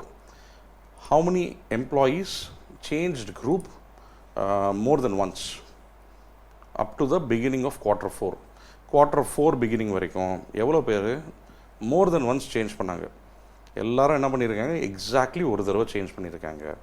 மோர் தென் ஒன்ஸ் வந்து யாருமே கிடையாது, 0 people. ரைட்? இங்கேருந்து அங்கே மூவ் பண்ணிட்டு அங்கே தொடர்ந்து இருக்காங்க. ரைட்? மேலே இருந்தவங்க எல்லாரும் கீழே இறங்கியாச்சுன்னா எக்ஸாக்ட்லி ஒரு தடவை எல்லாருமே விழுந்திருக்காங்க, இல்லை ஏறியிருக்காங்க. Now, what was Bunty's score at the end of Q3? Q3 கடைசியில் பண்டி என்னெல்லாம் வாங்கியிருக்காரு? இங்கே ஒரு 3, இங்கே ஒரு 1, இங்கே ஒரு 1, கூட்டினா 5. 3 + 1 + 1. Next, for how many employees can the scores at the end of Q3 be determined with certainty? கண்டிப்பாக நம்ம சொல்ல முடியும். இந்த ஏ அண்ட் சி தவிர மீதி பிடிஇஎஃப் 4 பேருக்கும் எக்ஸாக்ட் வேல்யூஸ் கண்டுபிடிச்சிட்டோம். ஓகே, ஸோ பிடிஇஎஃப்க்கு பிரச்சனையே கிடையாது. தென் ஏ அண்ட் சி மட்டும்தான் நமக்கு எது என்னன்னு தெரியல அங்கே ஸ்டார்ட்டில். Next, which of the following statements is or are necessarily true? Asha received rating of 2 in Q1. Q1ல ஆஷாவுக்கு 2 ரேட்டிங்கா? தெரியல. ரைட்? நெசசரிலி ட்ரூ கிடையாது, தேவையில்லை. Asha received rating of 1 in Q2. Q2ல ஆஷாவுக்கு 1 ரேட்டிங்கா? ஆமாம், yes, correct, true. So only 2 is correct. Option 1 is the correct answer here.